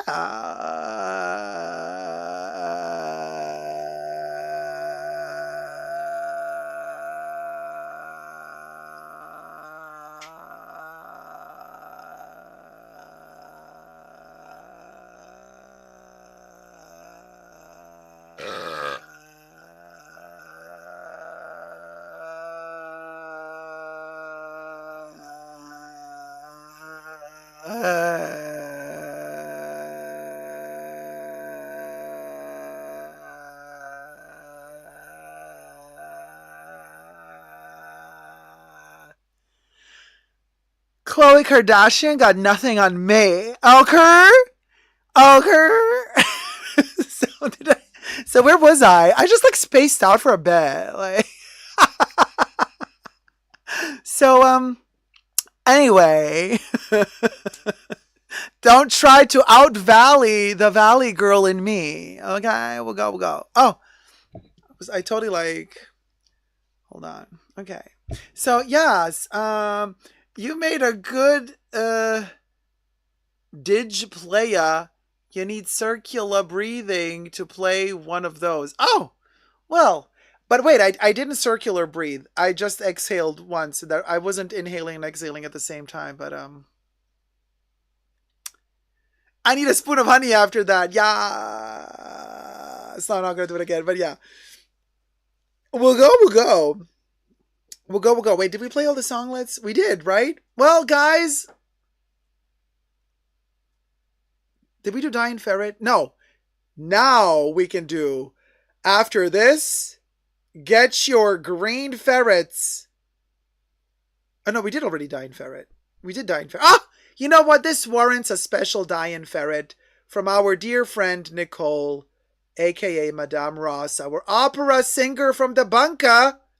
Madame Ross, this is a special occasion. I know we didn't reach 300 likes. We usually unlock the song for 300 likes. But since I did the vocal fry twice, hit it, Madame Ross. Dying ferret, dying ferret, dying ferret, dying ferret, dying ferret. Or something like that. Please let me sing it in for you. Ah! There you go, wink, wink. Thank you guys so much for tuning in. I hope you had fun today, and hopefully we get another surprise look, outfit, whatever it may be, this coming Saturday. Be blessed, everyone, and prosperous. Have a wonderful rest of your week. Love you loads. And as we always say, thumb up the live stream, subscribe, and never, ever, ever give up on the love. Love you loads. Bye, guys.